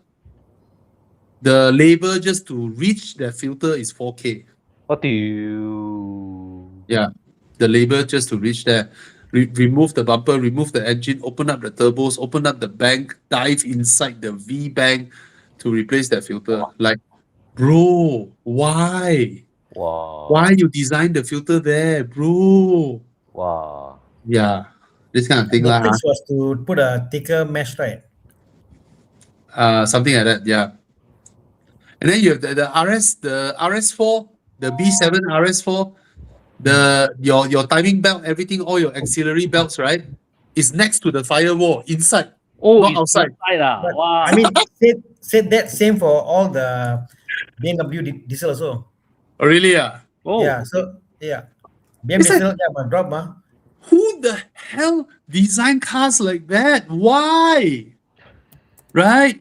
You need to remove the engine just to reach there, just to do things. It's like, why? So, yeah lah. Oh. fun. Okay. Anyway, thank you so much for joining us. Thank you, Con. Thank you, Tana. Thank you, Bobby. everybody. I hope we managed to help you guys. And if you like what we're doing, if you think it's meaningful, do give us a like on this. And if remember to subscribe to Tana, subscribe to Con, subscribe to my channel. And for those of you who sign up as my members, thank you so much. I really appreciate it. If you think what I'm doing here every week, every month, is okay for you guys to support us. Thank you, Bobby. You have enlightened me with my 250k mileage Harrier. The Harrier All right. sounds have a long way to go, man. Yeah. Anyway, thank you, everybody. Good night. Thank you. Have Good a night, great guys.